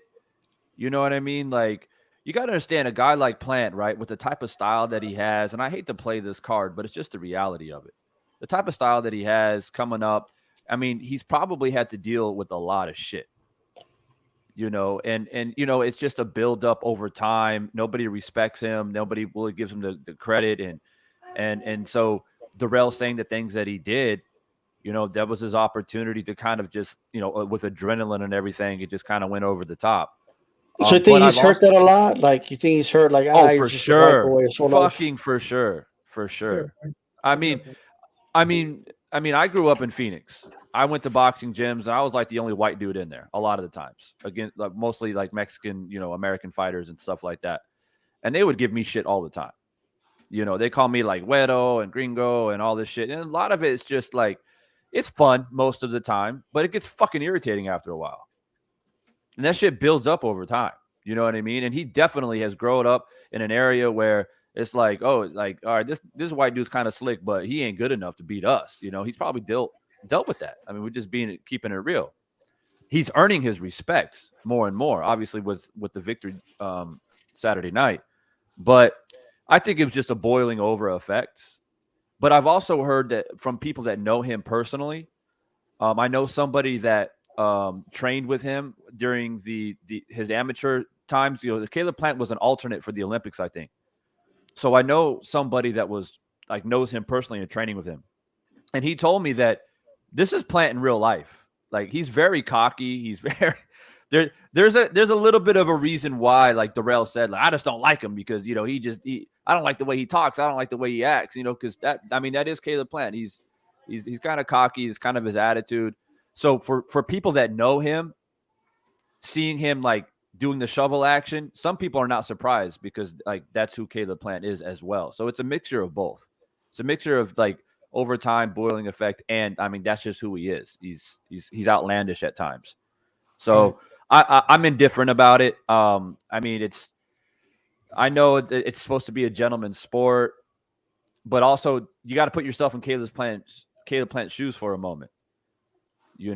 And there's actually recording as well of Plant talking shit to Darrell during the fight, like in the middle of the ring. And we know that he was doing that with Canelo too. Not talking shit, but he likes to talk. It's like Caleb's thing. He likes to talk, right?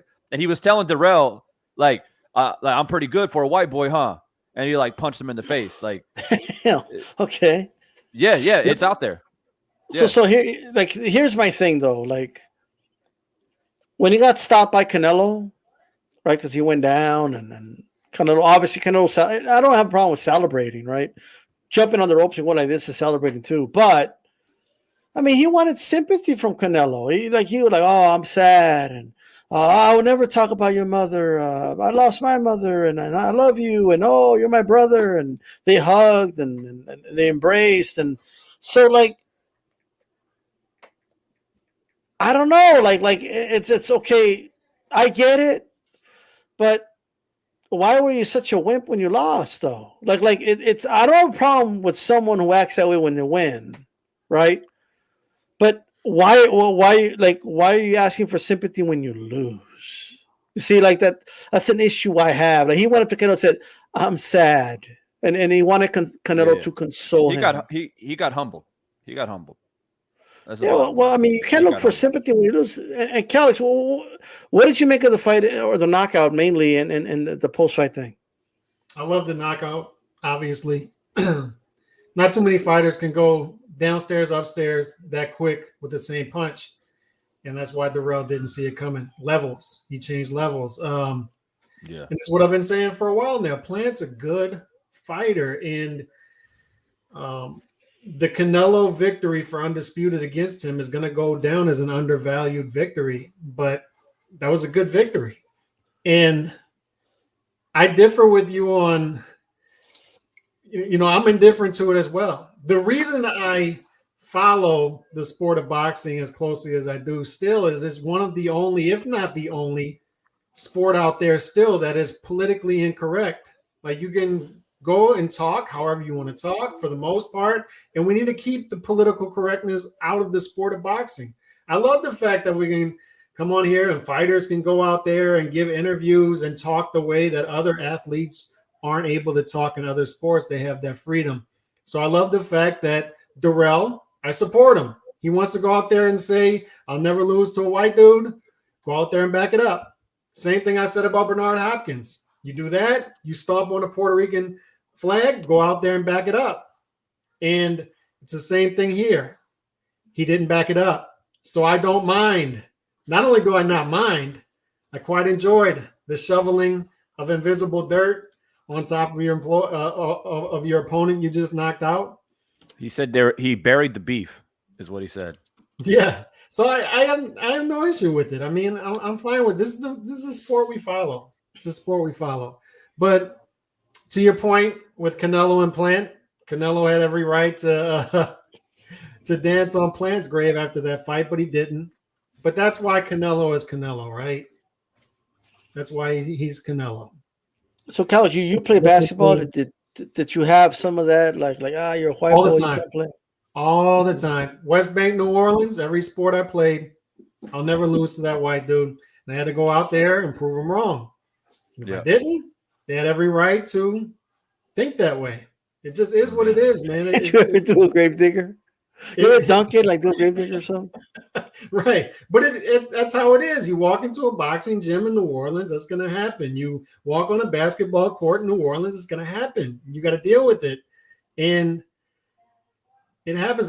That's why I'm kind of numb to it. Like when people make a big deal out of this stuff, when Hopkins did it to Calzaghe and people were making this big deal out of it, I said, I understood what Hopkins was doing. I even wrote an article about it that Hopkins is kind of race baiting a little bit there, but I still understood it because I dealt with it all the time. And I'm fine with it. I'm like Divine Sense said, I'm sort of indifferent to it. I mean, it didn't really bother me either way. Either one didn't really bother me. You get used to proving yourself, and it's just the way it is. And you're in a sport that's dominated by Black and Latino fighters, as a white dude who has that style like that too. I mean, he's not like the typical, like Jake LaMotta type style, right? I mean, the dude is slick as fuck. He's fast. He's got amazing. I mean, he's just got the metrics for it too, the reach, the speed, everything. And so it's just like, for me, I think that I think going back to the Bernard Hopkins situation, it's like, I think at this point, people need to just learn to just keep race out of it at this point, because it's not a good look now. It's been said like 2 or 3 times now where I'm not going to lose to a white dude. And those dudes came up short. It's like the Drake curse, right? Right. Just leave it. Just leave it alone. And the post fight, I understood where Caleb was coming from because it was very straight to the point. He said, "Look, man, it's not about race. What wins fight is what's up in here and what's in here," and that's true. And to me, he drilled it home right there at the press conference. He said that's what it is, and that's a good message to send for all fighters that don't underestimate any man. Period. That's right. What do you think, B? What you make of the performance and the post-fight antics? I have a shit ton of respect for Plant because when he went into that Canelo fight, I gave him no shot, and I was scoring that fight live. And before he got knocked out, I had him winning 5 rounds. I had it 5 rounds to 5. I thought he made. Thank you, B. I thought he made a phenomenal account of himself. I really was impressed. He proved to me that he belonged, bro. I mean, I always knew he was a good fighter, but that showed me he was better than just good. So I give him credit for that.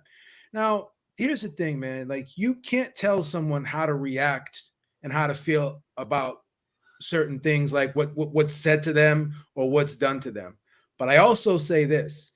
You can't tell me how to react to how that person reacts to what's said to them and how they react to what someone did to them or whatever. So I can have an opinion on, your reaction. In other words, I'm 100% in agreement with Calix. Before the fight, have at it. I'm not really big on talking about family, stuff like that. I think that's the line I would not go below. I would go down to. Family and wives and kids and shit like that. That's off limits. Shout out to Roberto Duran, right? Yeah. That's off limits to me. But everything else, have at it, right? But when you're fighting somebody, you're going to war. And just like in war, after war, what happens? Usually there's a peace treaty after, right? So once the war is over, you shake hands and you move on. So for me, after a fight, I'm really big on sportsmanship. We've seen fighters who've hated each other, but when it was all said and done after the fight, they hugged it out. I wasn't a big fan of what he did after the fight. I'm gonna be honest. Am I appalled by it? Do I think that am I gonna say he's a horrible person because he did it? No, I didn't like it. I thought I hated it. I'll be honest with you. I don't like when fighters after you win. I don't like that. I think you should be a good winner. I think it shows class. I told you this afternoon when we were talking, what Canelo did after their fight, because him and Canelo, they swung on each other. That's how bad it was before the fight. Yeah. And Canelo had every reason to hold a grudge against this dude, right? Because he went at Canelo hard. He basically delegitimized Canelo, calling him a drug cheat and this, that, and everything else. Yeah. And he went on his trainer. Right? But after that fight, what did Canelo say to him? He goes, listen, forget about it. We're brothers, man. We're brothers. And he hugged him.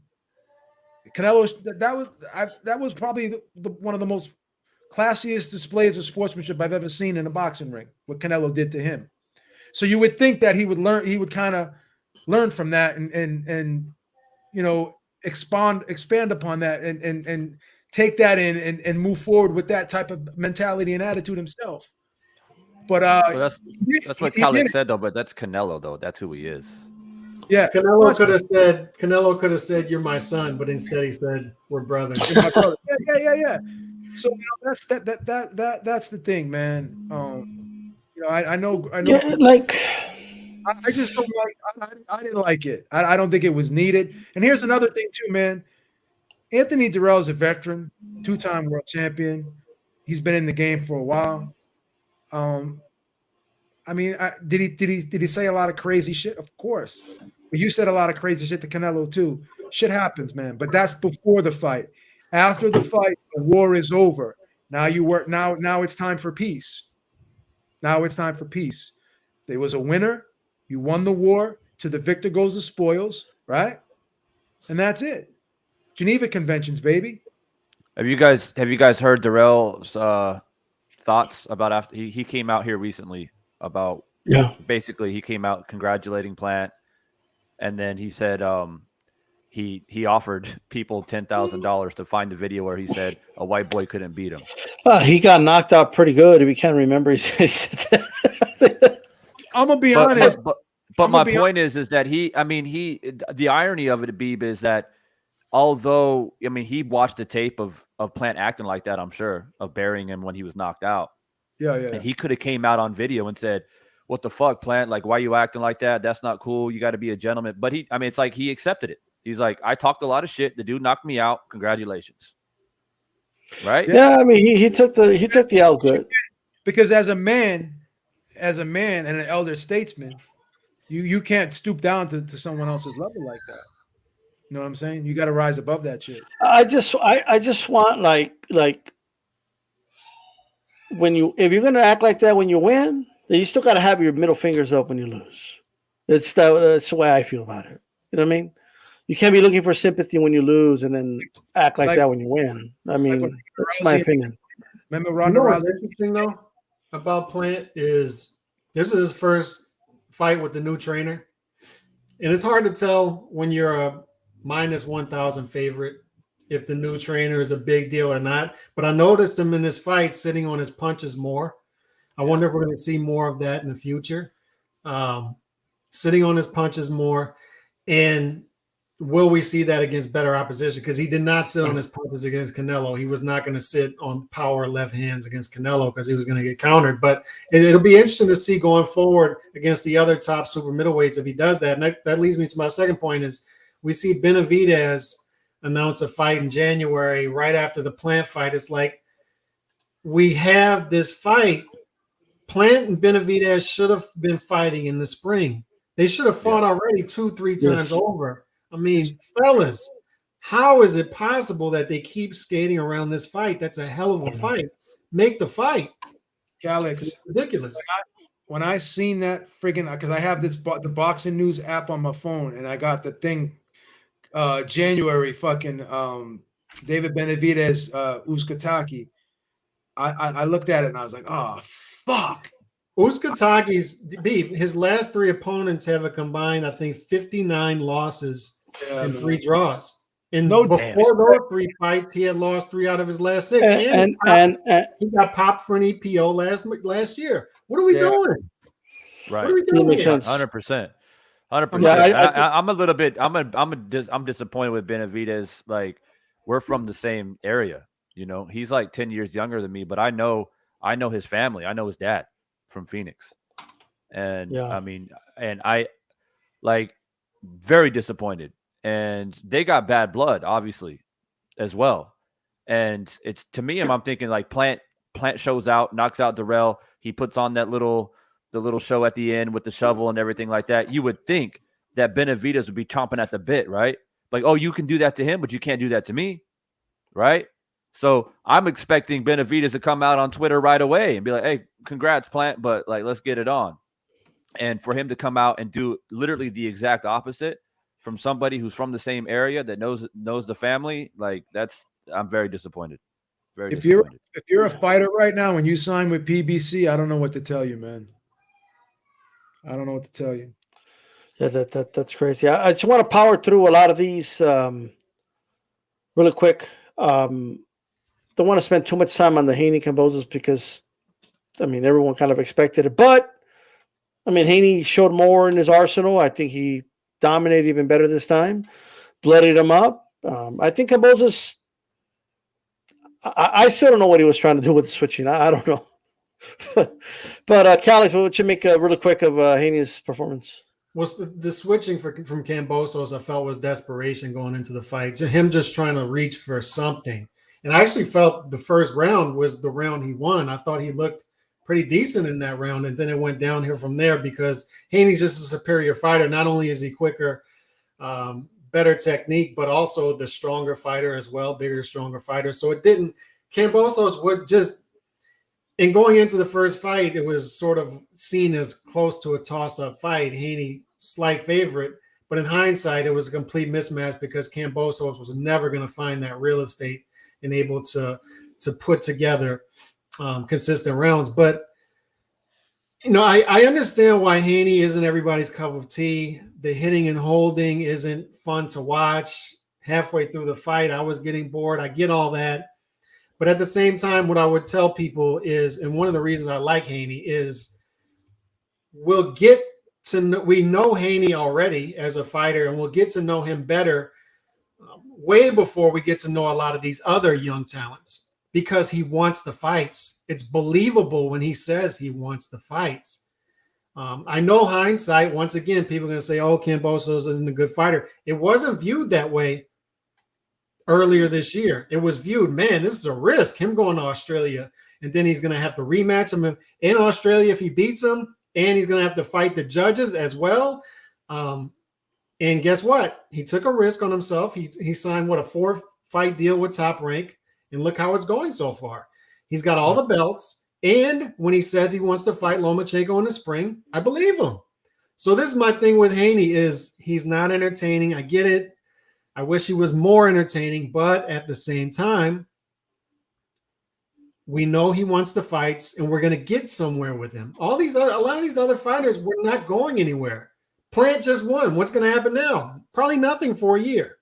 Benavidez, nothing going on. These fighters, there's nothing going on. But some of these young talents, Haney, Shakur, Bam, they want the fights, and they're going out there and getting the fights. And we're learning a lot about them in the early 20s, and that's good. That's good. So that's why I like Haney. Beep, quick thoughts. This fight was a little different because Haney was kind of stepping to him a little bit, and that's ironic because George Kambosos was complaining about the holding in the first fight, but he was the one doing the holding in this fight because actually Haney was hurting him and rocking him with the right hand, and he was putting shots together. Haney was going to the body too. This was a pretty well-rounded performance all around from Devin Haney, and this just made me even more questionable why this rematch even took place. I hated the fact that this had to take place, and I just thought it was so unnecessary. And Haney confirmed that for me and confirmed it just about for everyone else on Saturday. So yes. I'm excited to see where Haney goes in the future. If he does fight Lomachenko, I think that's going to be a blockbuster of a fight. Oh yeah, or Shakur, yeah. Divine, what are your thoughts on the fight? Unfortunately, there's a lot of fights going on at one time. I called the Wilder Helenius card, so I wasn't able to watch it, but I went back and watched it. Yeah, I mean, the result is what it was. It's what I expected.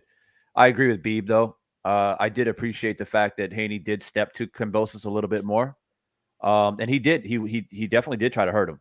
He definitely, especially towards the end of the fight, he definitely was trying to finish it.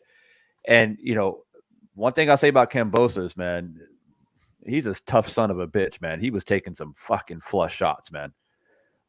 He was bleeding everywhere. He was clearly hurt.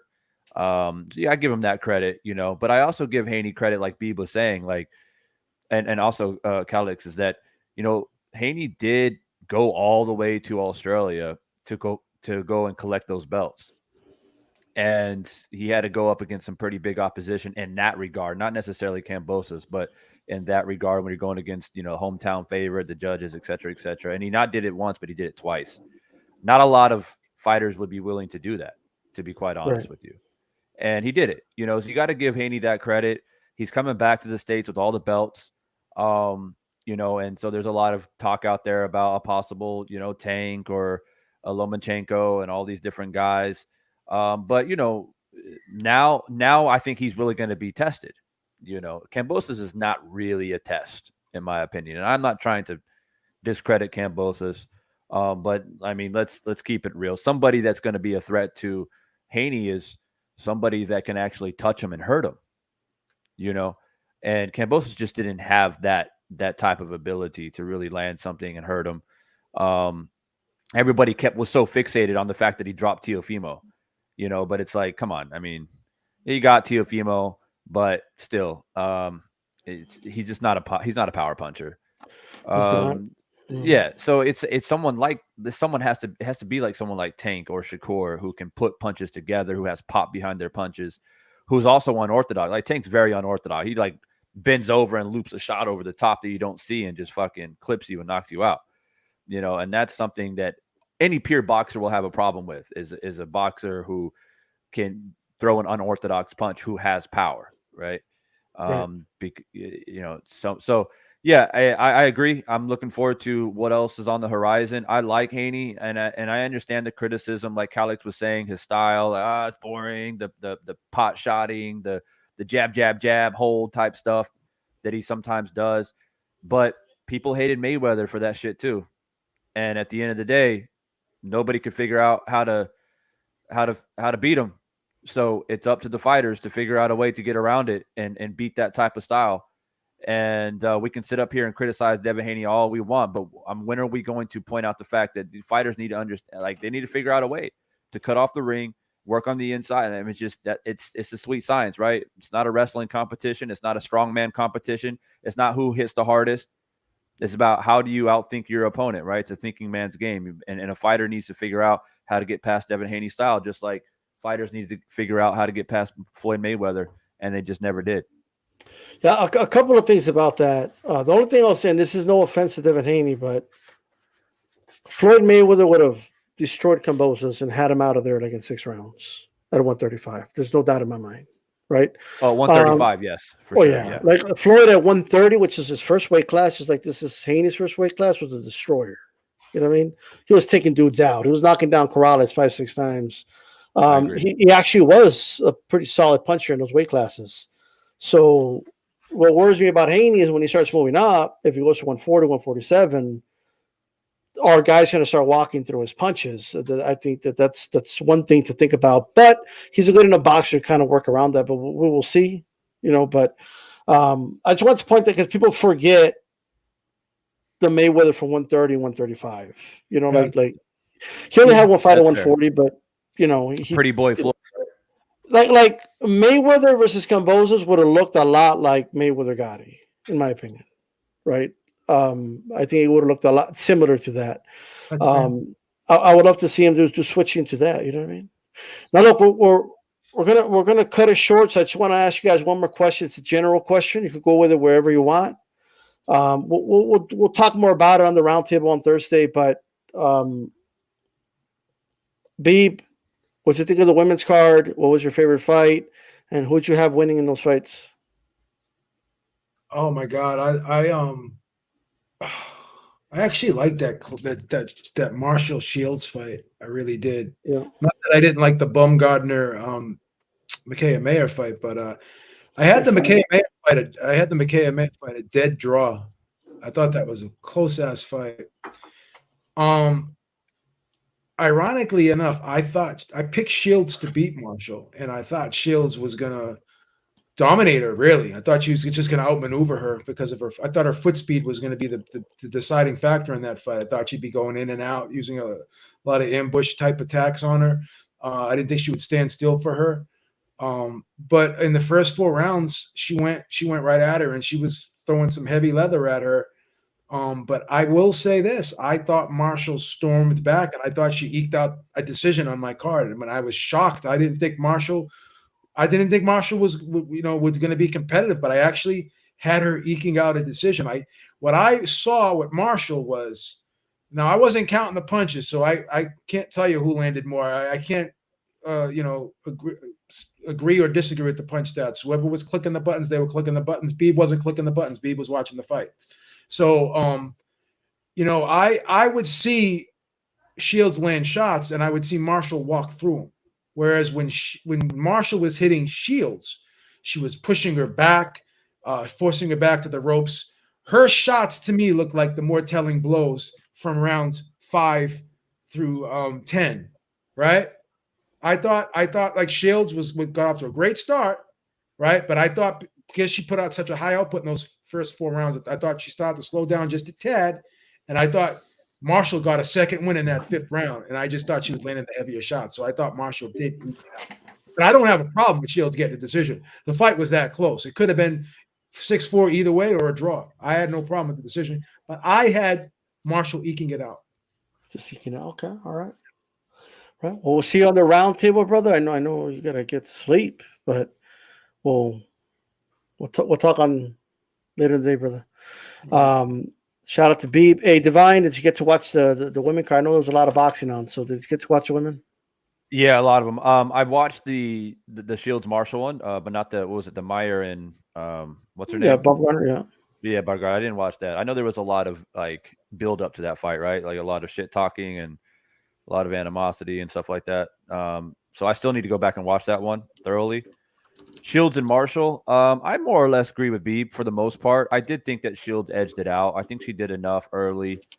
I think she did enough to weather the storm when Marshall did seem to kind of impose her will a little bit. But for me, going into it, I knew Marshall had a slight edge with punching power, and I knew that there was a chance that she could hurt Shields. And so that part doesn't really surprise me. But I mean, yeah, Shields is a very skilled fighter, man. You can't take that away from her. I mean, she's been around. She's a champion for a reason.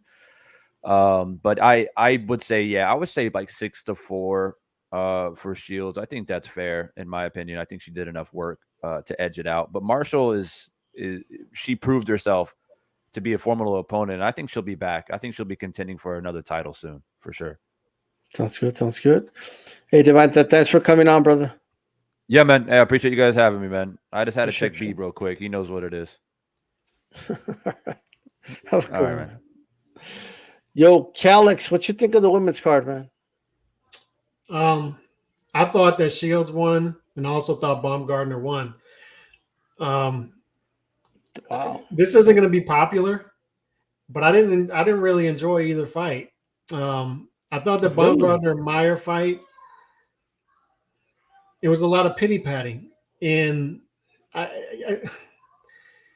one of my observations from Saturday was the women need to go to 3-minute rounds because we have to start injecting some knockouts in women's boxing, because neither fight, there was never a moment in either fight where I felt like either fighter was in danger of getting knocked out. And that's part of it, right? That's part of the formula that makes this fight, that makes this sport watchable, entertaining. And I felt like that was a key ingredient missing from both fights. Like the Mayer Baumgardner fight, there was nothing intriguing about it to me once the fight started. Before, the trash talking was great, but once the fight started, it was just a lot of pity patting for 2 minutes per round. And, you know, with the Shields Marshall fight, I felt like if those are 3-minute rounds, then Shields has to hold Marshall off for an added minute each round. And maybe that's what's missing in women's boxing. We're starting to get the rivalries that we needed. We're starting to get the numbers up, but we need knockouts in the sport. And with the 2-minute rounds, I don't know if we're going to get those knockouts. So for me, from Saturday, I was actually in the minority. Everybody was talking about what a great day they thought it was. I was sort of underwhelmed Saturday with what I saw from boxing. Not only with the women's fights, but also from the main event fights, because they were those were glorified showcase fights. It was a showcase fight for Devin Haney. One of my other observations was they need to get rid of rematch. There needs to be a gentleman's agreement in boxing. We have to get rid of rematch clauses, because there was no reason to have Haney versus Kambosos too. And just like there's no reason to have a pay-per-view where you have a guy in the main event who's a -900 favorite, and the guy in the co-main event who ended up started off as a -1250 favorite, but ended up -1000. It's just mismatches. And we saw that on Saturday night. We saw 3 mismatch fights. Haney won easily. Wilder won easily. Plant won easily. You may have been entertained in between, but the result of those fights was never in question from the day those fights were signed. So I was underwhelmed with what I saw Saturday. Yeah, I first want to say I do think Mayer won the fight. I personally enjoyed the fight, to be honest. But I also I thought the Marshall Shields fight was a really good fight. Like, knowing that the Shields is the puncher, Marshall's the puncher she is, and seeing Shields go at her did impress me. Shields did kind of tire, and then Shields said post-fight she couldn't see out of her, I believe she said, her right eye, because she got hit so hard by Marshall. You know what I mean? And she brought it to her. I mean, But I do agree, though. Like there is like this weird, like when you're watching, especially when you're kind of paying attention to the action. It's like round 7 already. Like what? Like it's like a weird like it's already over. Like what? Like we're in a men's fight, it's just heating up. Like for the women, it's like it's over. It's so there is that kind of like underwhelming. So I know what you mean about that. Like there needs to be more time, but I will say this though. We got to be careful what we ask for, because if there's 3 minutes, the strategy is going to change. The approach to the fight's going to change. Yeah. She doesn't come out swinging like that if she knows it's going to be 12 rounds, 3 minutes. She ain't going to do it. You know what I mean? And Marshall will probably not even. She'll just cover up till she tired herself out. I mean, so a lot will change, but I think the right approach. At least try going 12 2 minutes. Like do that first. Let's do the 12. And see what that does, given those 2 extra rounds, because I feel they need it. Like they just do. I feel like Shields Marshall needed those 2 extra rounds in that fight to complete that fight. Mm-hmm. But it was missing. But you like the fight, huh? I didn't. But guess what? I'm in the minority because the numbers were big. The numbers they're talking about 18,000+. People tuned in. But what I'm saying is that aesthetically, you didn't enjoy the fight. Aesthetically, I didn't enjoy the fights. No, I didn't. I didn't. I just never felt like there was a threat of a knockout at any point in the fight. The Mayer Baumgardner fight was close, so that was intriguing. But I just didn't find it a fun fight to watch or entertaining or anything. But the Shields Marshall fight. I just felt I didn't think that was a close fight. People keep saying it's a close fight. I thought Shields pretty much dominated for the most part the fight. Marshall was landing some stuff, but I thought that Shields won the fight clearly.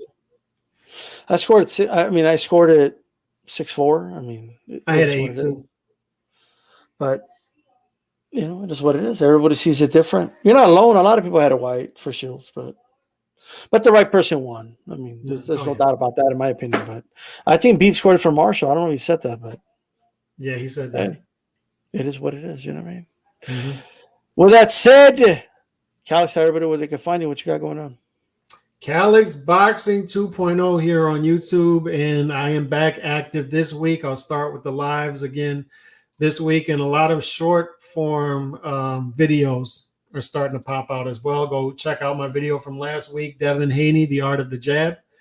And you'll see a lot more of that on the channel as well, long form and short form. And look out for the shorts as well. And Calix Boxing 2 over on Twitter. That's right. And for those that came in later or whatnot, go back, check out the interview with Glen Jennings, the manager of Tim Tszyu, Nikita Tszyu, Shannon O'Connell, and also the legendary Kostya Tszyu, right? So make sure you guys check that out. A lot of great stuff. I forgot to ask him a question that I said I was going to ask. I was going to ask him if there was ever an offer to Mayweather. That would have been a great fight. Good Lord. But I forgot to ask him. Everybody's like, the fuck, bro? You know what I mean? Well, with that said, and I know I know some people were asking in the chat. It's I'm in the middle doing the interview, guys. Sometimes I just don't got time to, it is what it is. So I apologize, but it is what it is. You know what I mean? This is D-Style Boxing. Keep it boxing. I'm out of here. Peace.